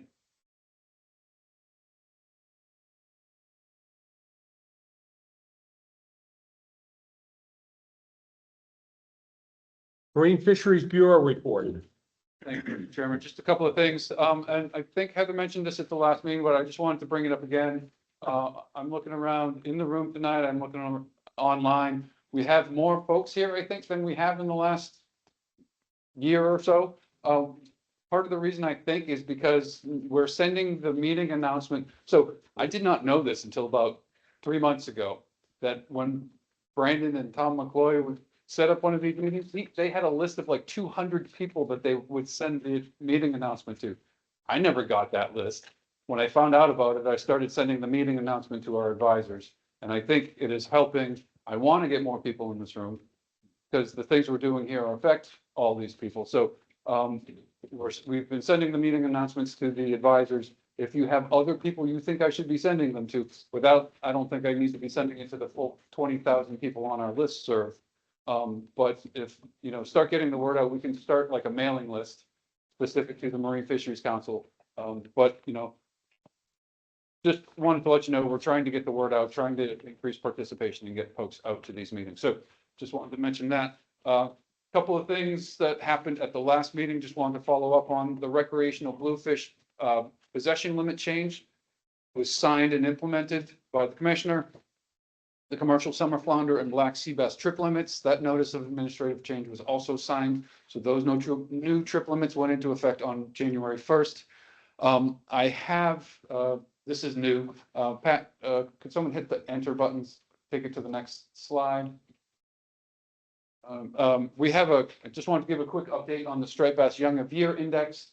Still not fantastic news, but better news than we've seen in the last few years. This is the trend over time. You can see that break in there, that's 2020. We didn't do any sampling during COVID. And since COVID, we've had 5, 6, 7 years of below average young of year striped bass recruitment. But the 2025 value was the highest we've seen in a number of years. Still not fantastic, but better than we've seen in the last few years. So just wanted everyone to see that. We started the year gangbusters. We had more in like July and August than we've seen in a long time. But then September and October came down a little bit. But the overall average is still below the long-term average, but higher than we've seen in the last 5 years. So just wanted to give a quick update on that. And then, yeah, go ahead. Question for you real fast. Do we have we changed our survey areas, or are we still going back to the same spots that we did? It's a consistent survey. Part of the benefit of doing these long-term surveys is sampling the same place, the same time, the same way every year. That way, if you see a change, it's because or you can assume it's a change in the population rather than a change in how you're doing things. So we maintain consistency year to year. We're doing it the same way. So what about adding any other areas? we've been, the Striped Bass Committee has talked about this. We're looking at ways to start other or new sampling strategies to get different, better information because, there's a good chance that things are changing. But they still have to swim up the Delaware to spawn. For this survey, at least, we've been keeping consistent methodology. Just real quick, what Bob's saying, we talked about the eDNA, that would be a way to do a preliminary survey to look for other areas that might give us useful data. Yep. And we haven't implemented those. We've talked about that. Maybe we'll get out there this spring and start taking the water samples. But yeah, so that was one of the options or one of the suggestions from the committee. And so those are the updates I have. I do want to kick it over to Chad. Usually at our January meeting, we do a quick update of where we stood with our commercial quotas for the previous year. So Chad's got a couple of slides to show you where our commercial quotas were. But does anyone have questions before I sit down and hand it over to Chad? Thanks. Okay, thanks, Chad. Thank you. Good evening, council. So, as Jeff has mentioned, I'm going to do hopefully a fairly brief summary of our 2025 commercial fishery performances. I just want to start with 2 quick notes. The first being that this isn't comprehensive of all of the groups of commercial fisheries. It's a selection of fisheries that are quota-based, managed, or monitored. As well as harvest numbers presented today are still considered preliminary until mid-March.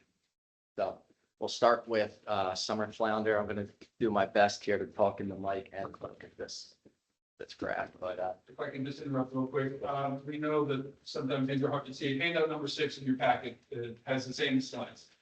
gotcha, yeah. So commercial summer flounder, we started with an initial quota of 1.47 million pounds. We monitored the harvest of this fishery until about the second week of December, where we anticipated, based on effort, that we were gonna close prematurely. We reached out to the state of North Carolina, and luckily we were able to get a quota transfer of 125,000 pounds. That addition, the adjusted quota that you see up top, the dotted orange line, increased our quota to roughly 1.585 million pounds. That allowed us to fish through the rest of the calendar year, so through December 31st. Preliminary harvest, again, at the end of the year, was about 1.513 million pounds. Just think it's worth mentioning that while that's 95% of our adjusted quota, we were able to harvest 103% of our allocated initial quota. Just real quick, if we want to focus on the harvest trend line real quick, I think it maps out very, very nicely our two dynamics of our fishery. So on the outskirts, our January through April offshore winter fishery, you can see these steep spikes in the line. And then as we move into our summer months, we see our smaller scale summer fishery as that line plateaus a little bit. And then when we move into the fall and then the beginning of the new winter season, we see that harvest spike back up. So we will see a little bit of a plateau between April and May. It's worth mentioning as well that we did close our March-April directed season on April 6th because the harvest or the quota was utilized. Next slide. Black sea bass. Again, that dotted blue line, our 2025 quota, 1.168, I believe it says, million pounds. Our commercial black sea bass fishery was able to stay open through the entire year. We ended up with a preliminary harvest of 1.04 million pounds, roughly 90% of our allocated quota. Again, similar trend lines to summer flounder. So our offshore winter fisheries with those steep lines will plateau during our smaller summer seasons and then spike back up in the fall. Yeah. So, what happens to the unused quota? Does that go back into the main quota or do we get that the next year? We do not. We lose it. Essentially, it goes away. Okay. It's Lost. Yeah. Absorbed. Yeah. Commercial scup, if you guys are familiar, commercial scup is essentially broken up into 3 seasons. We have a winter 1 season that runs from January through April that is federally managed.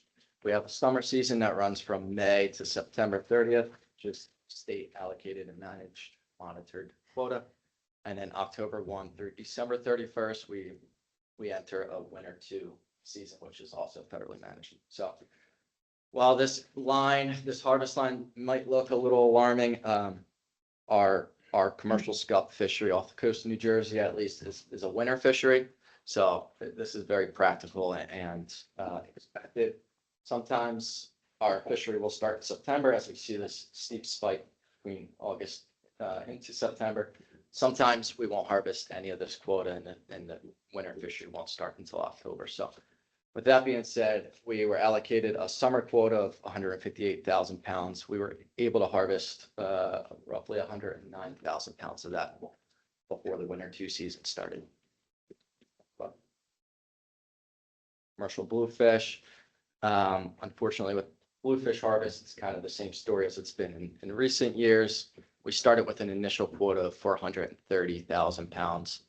Over the course of 2 transfers, we ended up transferring majority of that quota, 250,000 pounds, to the state of North Carolina. Staff was confident that we weren't going to be able to utilize our quota in its entirety. They had helped us out with, as we'll see, spiny dogfish and summer flounder. So transferred some portion of quota there and ended up December 31st with a harvest of 76,000 pounds. So we were able to harvest roughly 48% of our adjusted quota after the transfers. Menhaden, started 2025 with a quota of 56 million pounds. Again, the trend line of our harvest is pretty practical as in recent years, at least, where we start to see this harvest begin in early spring, around the time of the bait fishery. And then as our purseine fleet enters, we see these numbers creep up. We ended, again, our 2025 commercial season with a harvest of roughly 47.1 million pounds harvested. That equates to roughly 83% of our quota. Last one, so. Our spiny dogfish season is not calendar year. As I'm sure we're aware, it begins May 1st. It goes through April 30th. We started with an initial quota of 713,000 pounds. We were able to receive a transfer from North Carolina, as I mentioned, of 300,000 pounds, which adjusted our quota to begin the season in May at 1.01 million pounds. This allowed us to increase our trip limit. So if you guys recall, we had a 4,000 pound daily trip limit. With the increase of quota, we're allowed to increase our daily trip limits to 6,000 pounds. That little bump that we see starting in October, again, is very traditional. It tends to be basically a two-step fishery where we see an increase of harvest during our late fall, early winter season, and then we'll see a little bit going into March and April. So as we stand right now in the middle of the season, 483,000 pounds has been harvested, roughly half of our, or I'm sorry, roughly 48% of our adjusted quota. That's it. Thanks, Jeff. So thank you all for allowing me to present and open to any questions you may have. Do you have any questions for Jeff? Thank you. Thank you. Thank you, guys.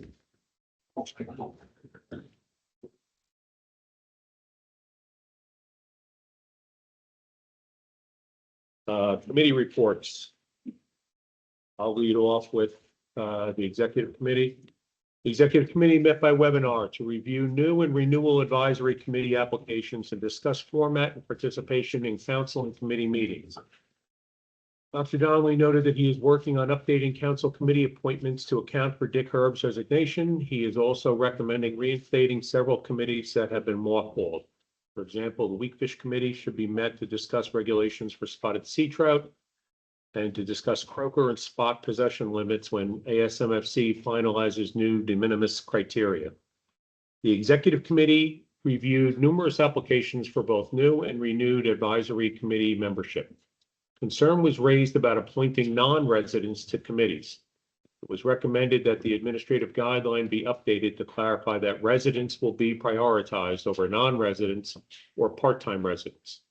It was clarified that this concern is primarily for the more popular committees when space is limited. One applicant for the striped bass committee was recommended for denial because he's a commercial fisherman and there is no commercial fishery for striped bass in New Jersey. The committee recommends postponing a decision on two other applicants for the striped bass committee due to concern about the size of the committee and geographic representation. It was noted how fewer than half the advisors attended a recent striped bass meeting. The next striped bass meeting is expected early in 2026, and it was suggested that the meeting be used to identify advisors who could be dropped due to non-participation in order to open spots for current applicants. All other applications were recommended for approval as shown.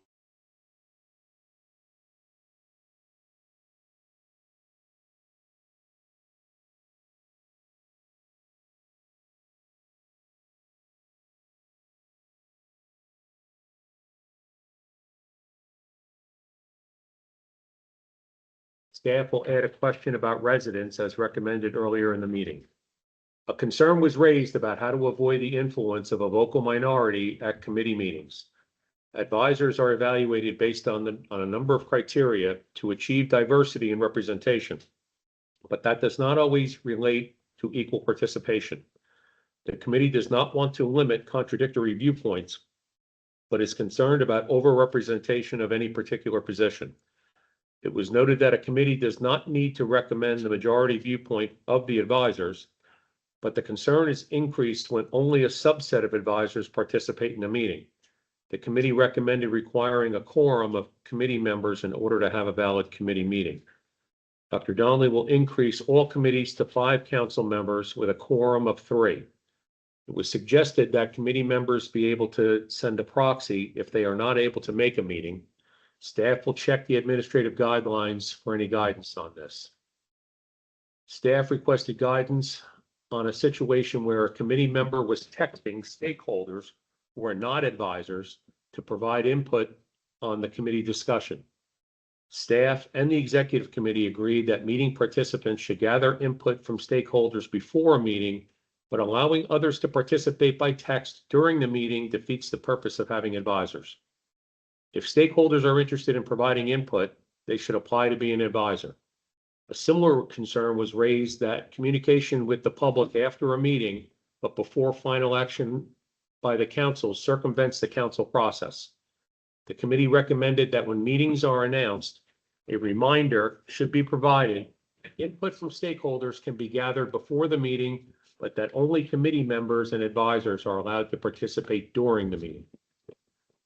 Staff requested input on whether allowing virtual participation of council members at council meetings was working. It allows increased participation for council members who otherwise wouldn't be able to attend a meeting, but it often leads to frustration from those participating virtually if they have comments or questions and aren't recognized. The committee agreed that there were some drawbacks to having members participate virtually, but overall having the extra opportunity for full representation and not having to worry about a quorum outweighs the negatives. The committee also recognizes the benefit of having a virtual option for the public, but encourages those who want to provide public comment to participate in person. The committee raised 2 topics for future consideration. It was commented that council meetings have been running long, and it would be good to find ways to streamline them.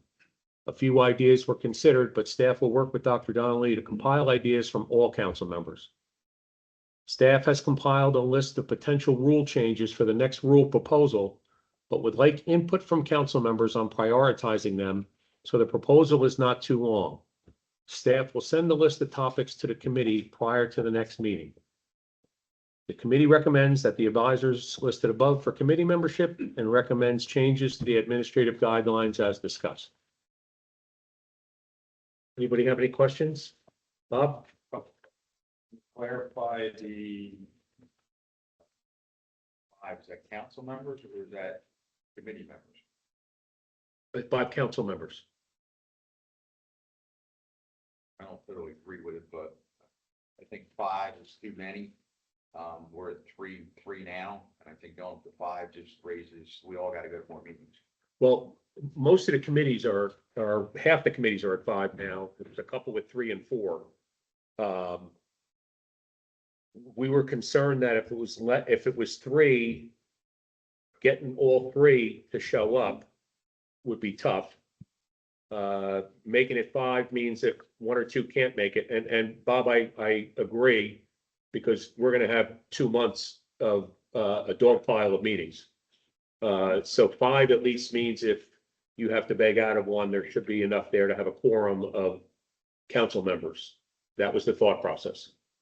And that was also the thought process in terms of if you can't make one and you want to call John, he could be your proxy for that meeting, which I don't don't, have a problem with that. No. yeah, I don't think any of us thought about doing that in the past. My other question was, well, or just a comment, you know, with the texting back and forth. I don't know if it was me the one meeting or not, but we were one-sided with one of the meetings and one mode was not there. So I'll put it out there. I was on the phone with a couple of pot guys during our meeting to find out what those pot guys want. So if there's only, if the meeting is only one-sided and there's not all modes there, then so many of the modes should have an opportunity to say something as well. So I'll throw that out there. Well, and so what I would ask, if that happens, when you do the committee report or when you're involved in the committee report, you have to say that we had no participation from the POC thing so that we can rework that committee No problem. and put people on who are represented, because we've had issues, I know on the striped bass committee and some other things that we get 30% attendance. And then those 30% believe that because they were unanimous, that should be the thing. So I'll take responsibility at the executive thing that we need to rework our advisors then. But you gotta let us know when that happens. Well, there's some, advisories have shrunk basically, because, it's the industry's consolidating a little bit on both sides a little bit. And pot guys are getting shrinking down and stuff like that and everything. And some guys have attempted to get on, but they couldn't get on, paperwork, so on and so forth, and everything too, so. But, so. We'll work with it to make sure we get better representation. I'll take responsibility there. Owner. I got a question. I need to know about, like, when we set up the meeting, I know we go through the council members and ask them when they can attend. But do we actually ask the committee for their input before we decide on a meeting so we can make sure we select the right date? We do not, and I will say that this is not an excuse, and it's not a defense, but it is, we never have. So when I stepped into this seat, I continued what the process was. We definitely want to make sure that staff is there. We would definitely want to make sure that the committee is there, or at least some representation of the committee. We've never set the meeting based on advisor availability. We try and announce it far enough ahead that if there's a conflict, and so that, so if they have a conflict, they can adjust their schedule or and what we used to do in the past when they were in-person meetings, we would allow a proxy. The advisors were always allowed to send a proxy if they tell us ahead of time. We don't do that anymore, mainly, I don't know why. Maybe not 100%, but we've started putting that reminder back in the meeting announcements. We're having this meeting this night. If you can't make it and you have a proxy, we still need to know 24 hours ahead of time. That's just a holdover from when there were in-person meetings and Tom McClure used to shoulder check people out the door if they weren't on the list. We don't have to do that anymore because most of them are virtual, but it goes back to the issue of we only want the advisors there. They've gone through the paperwork. They've been approved by the council. We only want people who are approved to speak for industry or their sector to participate in the meeting. So short answer, no, we don't ask the advisors, but we do allow them an opportunity to send a proxy. I'll make a note of it to be consistent about reminding them when we set up the meeting that if they can't make it and want to send a proxy, they It would can. be just as easy to, when you send it to us, to send them the dates and just see what comes in and then try to select the date so we can get, because we have been having trouble with advisors and then a lot of them work. I understand, that they would have issues. So that might help a little bit, For some of the smaller ones, I don't see it as a problem, but when we start talking summer flounder and we have 17 advisors and 5 committee members and 4 staff who want to be there. And then how do I pick which advisor is more appropriate? Well, you don't, you just pick a majority. We make sure we have a majority, because the other time, I don't even know if we should have had one of those meetings because we didn't have enough people attend. And that might help. That's all, just a suggestion. Yeah, you kind of answered a little bit of what I was gonna raise, but, and this idea might just be a hassle, but, maybe what we need to think about is, instead of waiting until the announcement goes out and somebody says, I can't make it, but so-and-so is gonna be my proxy. Would it be possible to have advisors and alternates? So up front that if this person can't make it, they've identified. You kind of know who becomes their proxy. My only thing about that, I'm gonna have you ask Heather I was going to answer to organize that because she's whipped that list Yes. into shape. Okay. But I would think, to Eleanor's point, if we say that there's gonna be a black sea bass meeting on February 8th, and it's gonna be a recreational black sea bass meeting, and the notice goes out on January the 20th, and we say to the advisors, if you can't be there, please notify us who your proxy will be. The person that Bob was talking to, he should have been someone's proxy, whether he calls Joe Wagner, I don't, whoever, but he should have been a proxy. Should have been, yes. The problem with some of the meetings, some meetings, we've talked about this before, not all sectors are. 100, I agree with you, but we should have made it easier for that guy to be accounted for. And I think we can do that.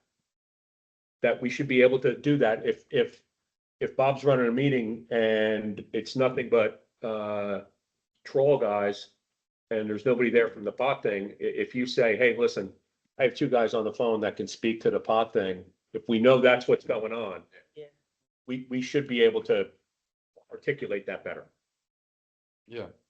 Yeah, and Bob, if that was the instance that I was referring to there, and it's not, I wasn't trying to call anyone out, it's just the whole, the vetting through the committee for the advisors and stuff like that. And I didn't realize, I wasn't looking around the room, I didn't realize that we didn't have anyone else.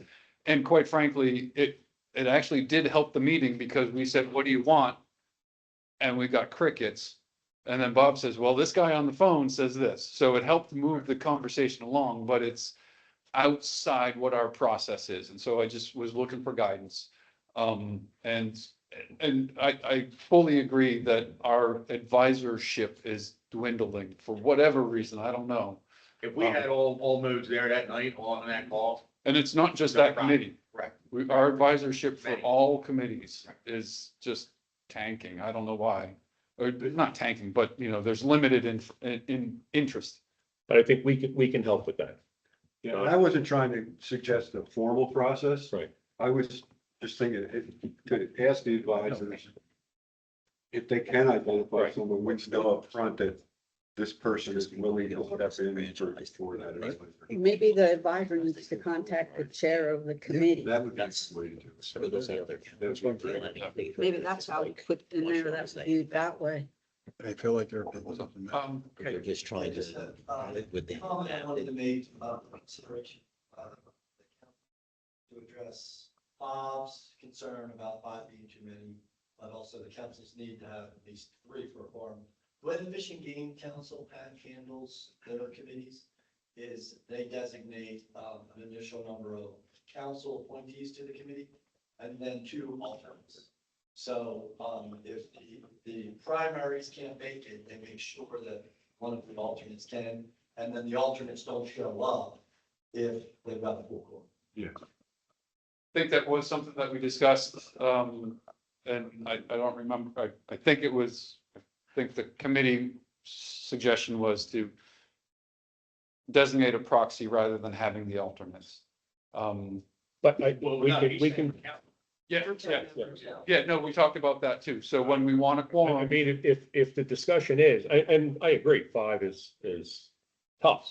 Because now that we're down to 9, to put 5 on everything, you'll never see your families.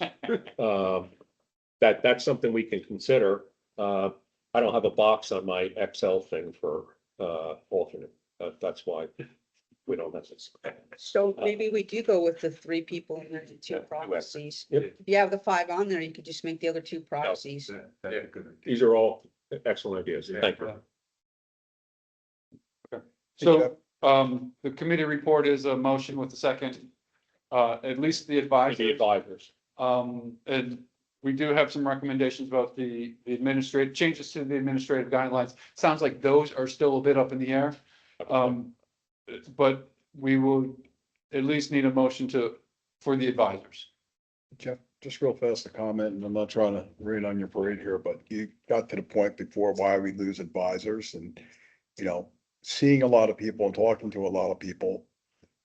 I mean, I'm gonna be straightforward with this. They think that their opinion doesn't matter and what we do doesn't matter, that it's predetermined.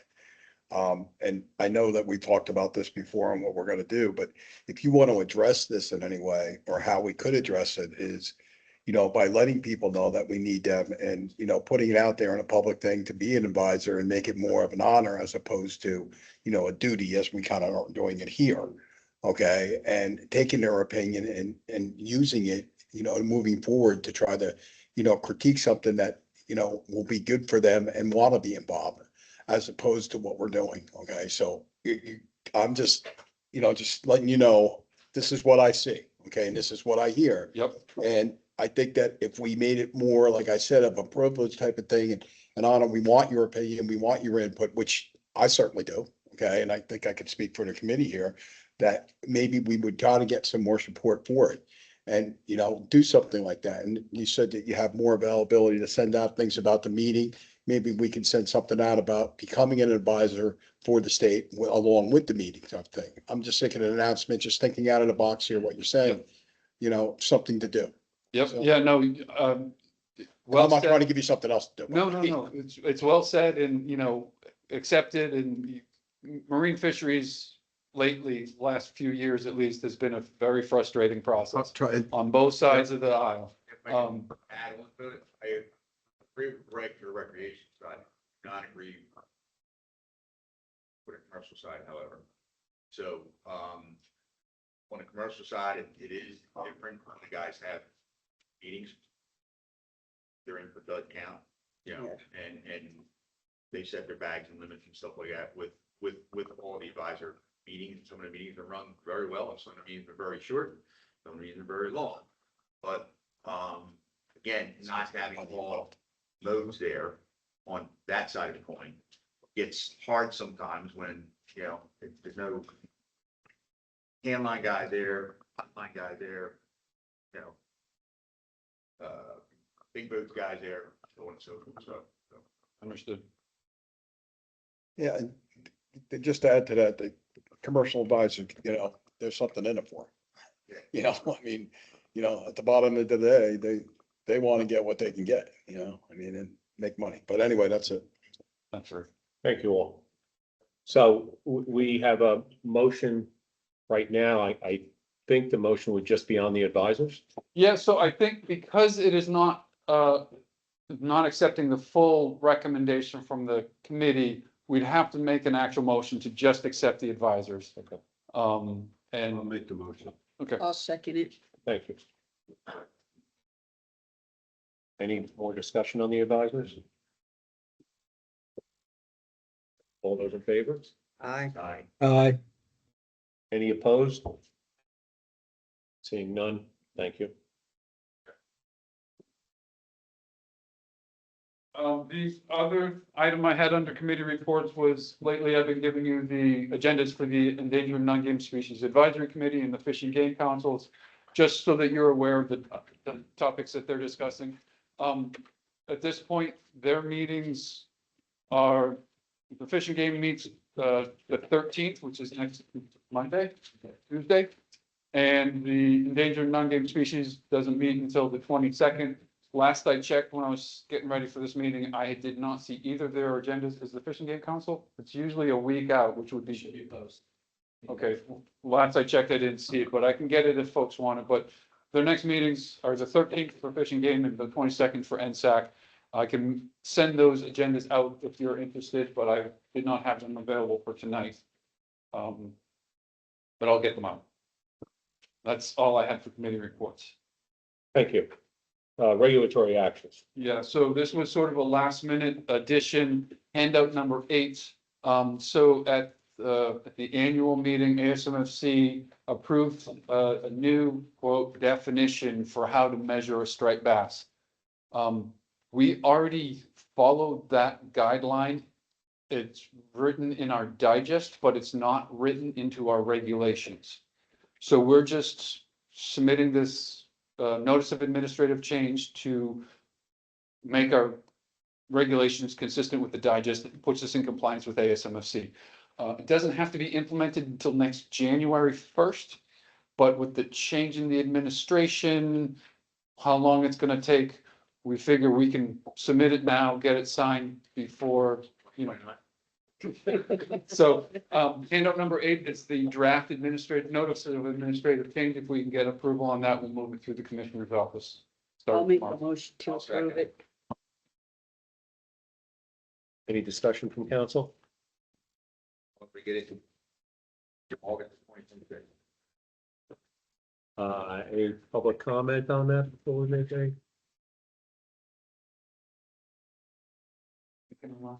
All those in favor? Any opposed? Thank you. Okay, thank you. Thank you for that. Moving on to old business. As I mentioned earlier, handout number 9 is a copy of the letter that we wrote for Dick, saying thank you for his service over 24 years, almost to the day.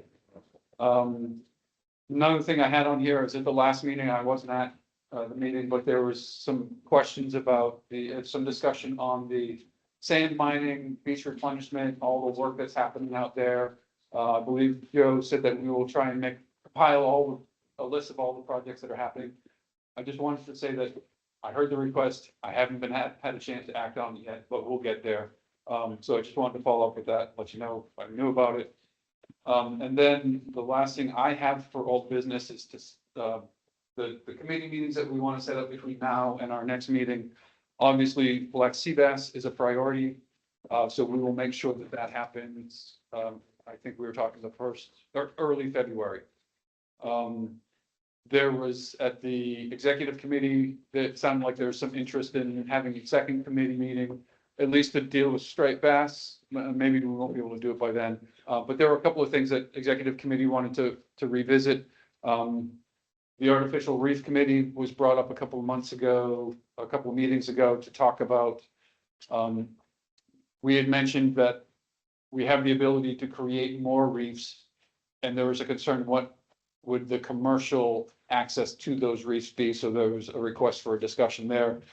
And still haven't had a meeting to talk about sheep's head, and believe there was a request at some point for a striped bass meeting, but I don't remember what that was for. So fluke and sea bass is a priority. Then we have executive committee again, artificial reef, spot and croaker, sheep's head, and striped bass.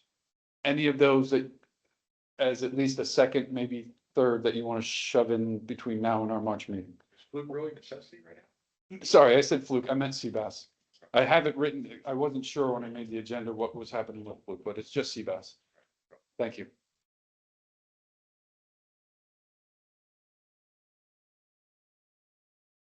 Well, sea bass definitely gotta go. Sea bass is a definite. And That's then, gonna go early and often.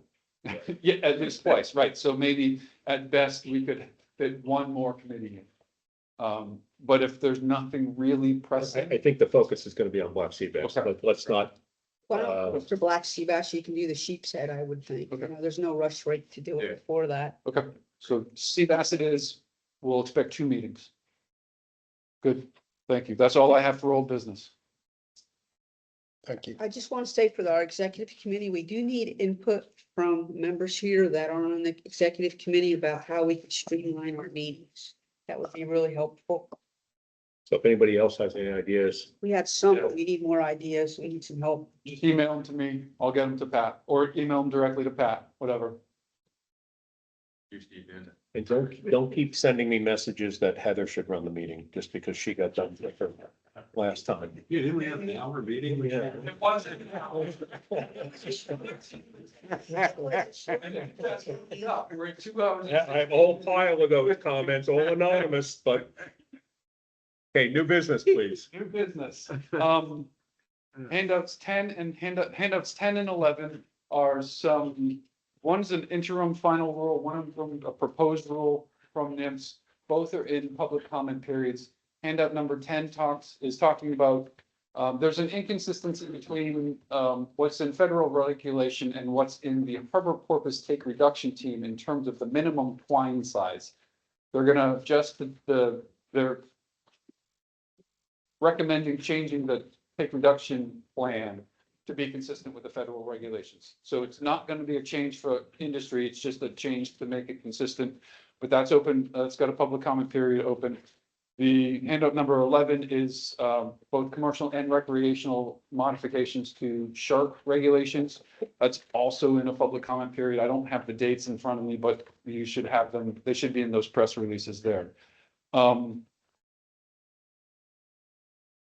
I have I'm gonna ask Sarah Borsetti from Rutgers to come up real quick. Handout number 12 is a project that Rutgers is working on. I'm gonna let her explain it. And then I have quick other items after second. So handout number 12 is a flyer related to a new project that we have going on at Rutgers, at the Hackton Shellfish Research Lab in Fort Norris. So it's describing the upcoming workshop. We're trying to, do some outreach to the commercial crab industry in the Delaware Bay. So the project is to remove, derelict crab pots in the Delaware Bay. We're working with Stockton on the project. We have a meeting on January 22nd at 6 p.m. in Fort Norris. We're trying to engage the commercial crab industry and get some ideas on hotspots on where some of the ghost gear is and get industry participation on the gear removal. So I'm here trying to get the word out about the project. We've also had a few other avenues that we've been trying to contact the crab industry on. So I just wanted to share it and thank you for your time. Yeah, I got a question for you, Yeah. Sarah. For the, when you record the ghost pops, when you find them, are you gonna make notes of like which ones are commercial and which ones are? Yeah. So this is actually part of a bigger project. So it's funded by a project that BIM's actually got from the Marine Debris Program. So there's a really, they're trying to collect national data about this. So we're building a really big data set on all of those types of things, also bycatch, where we caught it, what type of pot it was. So all of the associated data we're collecting. Thank you. Are we gonna correlate that to our 10,000 recreational crab pot licenses we have for permits, whatever? We'll see what we can do. And just, Sarah, well, if with council's approval, we can send, if you're okay, we can send this announcement to our commercial blue crab advisors. And we've got a list, a dozen or so.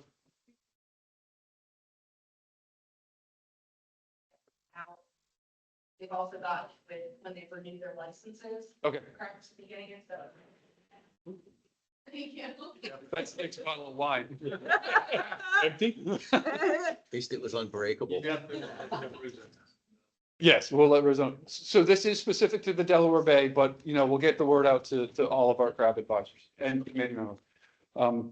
So yeah, there's that.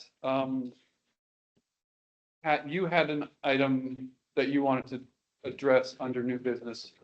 Yeah, an update on the artificial reef stuff, because I know there's some really good things happening, particularly up in our end of the state. And if I could have Peter come up and talk about some of the stuff with Seabright Bridge and all that kind of nonsense, but there was a lot of cooperation, a lot of moving parts to make some of these things happen. Thank you, Dr. Donald. Appreciate that, council. So, a little caught off guard, but Seabright Bridge, let me try to put my thoughts together here. Council member Hewitt had initiated discussions with, the Monmouth County Department of Bridges. Joe Latora. Joe Latora. Pulled me into the fold here where we started talking with the contractor and identifying what the material needed to look like in order to get it from this capital improvement project in Monmouth County and onto a local reef site. So we were able to identify a good portion of the bridge. It'll end up being about 9,000 metric tons, which is roughly 3 barge loads. It's a lot of concrete bridge material, including some I-beams and some other pieces of metal structure from the bridge. The contractor is Ari Pearson, so we were able to get that material. We've done one of, looks like 3 loads so far onto the Sandy Hook Reef site. The intention of that will be to memorialize Christopher Hewitt, who is a local party boat captain up in Monmouth County, operated for 30-something years, Greg, I'm not. And carrying on his legacy through the memorialization of that reef. I guess in other news and CBT. Okay, so we've been working with the assistant commissioner, really probably vice versa, where he's provided an avenue for us to spend some CBT money, which is the corporate business tax dollars. And I'm not quite sure. Tell me how far I can go with the dollar. Yeah, we're gonna have a plan up there. All right, so it's a 5-year plan. And this is really exciting, so I'm glad that we are able to talk about this. So it's a 5-year plan. In year number 1, we're gonna have $150,000 to spend. In year 2, it'll be $250,000. In year 3, $500,000. In year 4 and 5, it will, no, $2 million for both of those years. I think I have a number mixed up there. Sounded good so far, so. A lot of money. It's a lot. Spend on what? That, right, so that's the $1 million question. So we've identified a bulk of that, of those dollars, but pretty much all of those dollars in year 1 will be spent on creating, everybody has seen reef balls. We've heard reef balls before. They're about 4 feet high, 4 feet in diameter, circular. They look like domes with holes in them. They're great structure. The problem is they're very labor intensive. They take staff time. You're talking 2 guys working for about 40 minutes to put each one of these molds together. We run about 12 at a time when we do a run to get a concrete truck to make it worth having a concrete truck come in and pour these out. So long story short, it takes a lot of staff time, a lot of effort to put them together and then to break them down. We're looking at having molds made that will be minutes to put together. They're much more substantial. They're not made of fiberglass and polyballs and tether balls and things that you inflate and stick in. These are like commercial grade concrete company or concrete forms made out of steel and hydraulically operated, things like that. So there's an initial investment going forward. We'll be able to pour these in minutes, let them set up, break them down in minutes, and have a next run ready to go the next day. So that's the initial investment for year 1. We're hoping to get about 250 of these units poured in year 1, which is this year. And moving forward, we're looking at 500 units each successive year, going for, until the end of time, hopefully. At that rate, at 500 reef units per year, we've now taken a program which is entirely material of opportunity. I call it, someone says, I've got a ship or I've got concrete like the bridge. And now we're doing 500 reef units per year strategically placed throughout the 17 reef sites. And that brings us into a maintenance program. So we'll take those dollars and make these 500 reef units out of concrete. In addition to spending those dollars, we're not talking about $2 million worth of concrete. Concrete's very inexpensive. So we'll be able to take the remaining money and spend it towards the material of opportunity, ships, getting concrete off of the beach, on barges. So this is a huge deal for the program in general. And at the very least, at the end of the 5 years, once the money is spent, we'll walk away with a tangible mold to create these units moving forward at a very rapid pace. That's fantastic. Great. Yeah, it is absolutely amazing. Well, the only caveat I'll add to Here we go. ramp up in the funding is the way CPT is structured right now. The money that he gets for capital and stewardship, the ramp up we have, we're good through year 3 at that rate.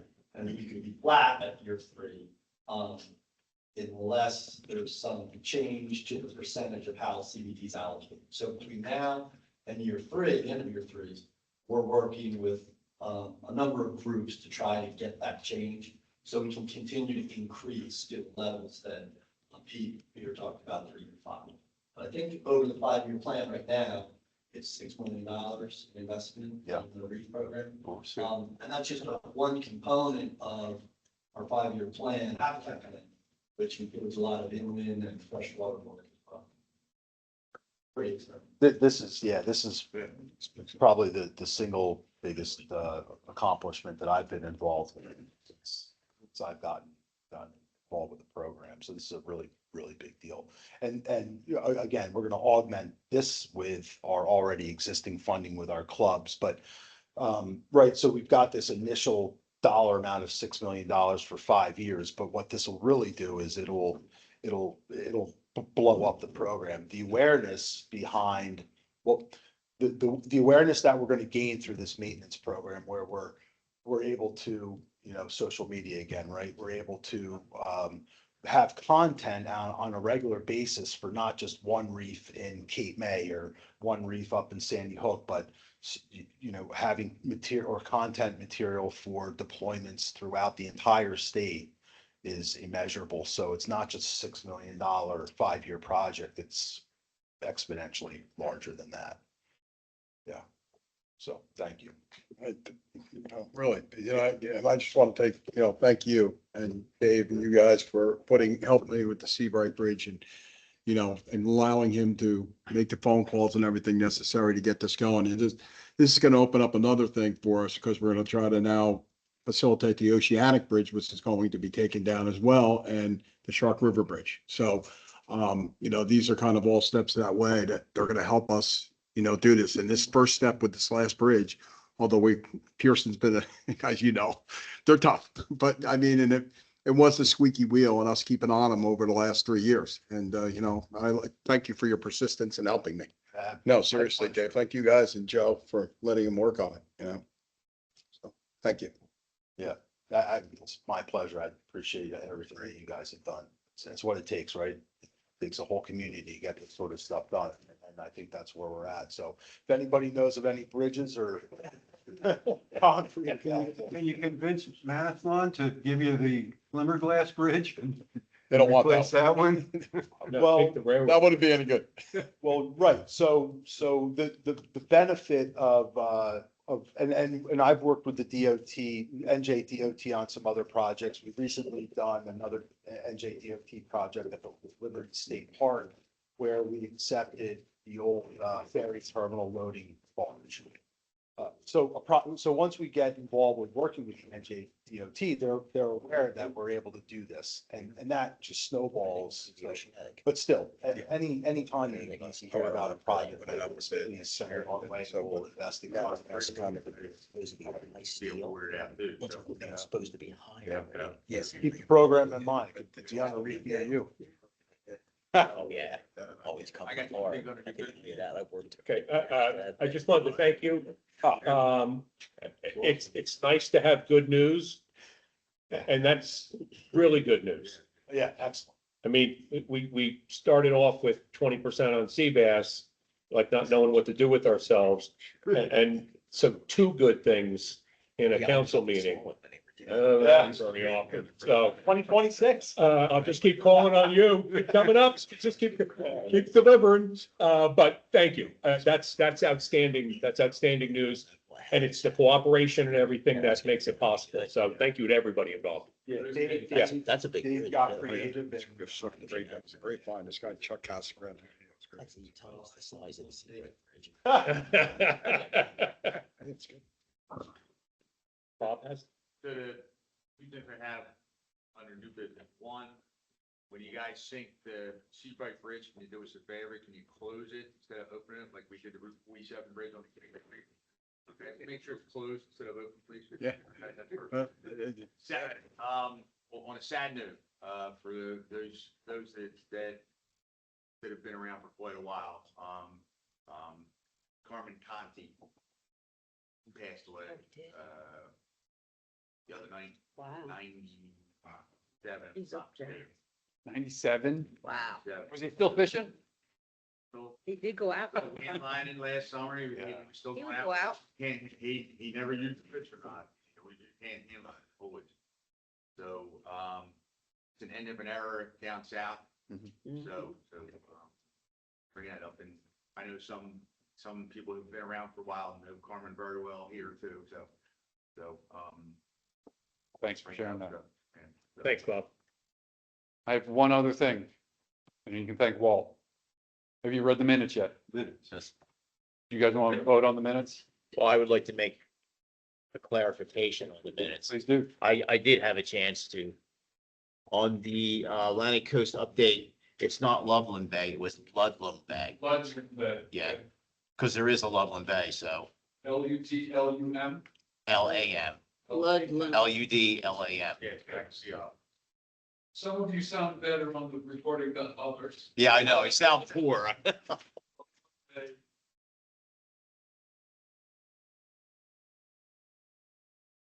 And then there was, I'll add Marty. Earlier. And outside of that, I would make a motion to approve I'll second the with motion. those in your clarifications. With all of our joint clarifications. Anybody else have any comments on that? Need a motion? Made it, seconded. Everybody in favor? Aye. Aye. Opposed? Thank you. Okay. That's all I've got, other than to say our next meeting is at Stafford. We'll have to check. You're gonna have to check to make sure. Yes, I was gonna say we'll have to check. So it's On the tentative. 26th. We've just changed it, but yeah. We have a comment. Is there anybody in the audience who would like to say anything who stayed, who hasn't had a chance to be heard? Seeing none? Anybody online? Accept the motion to adjourn. That's one. Second. Second. We got a second. Okay, thank you. Thank you, everybody. Thanks, everyone.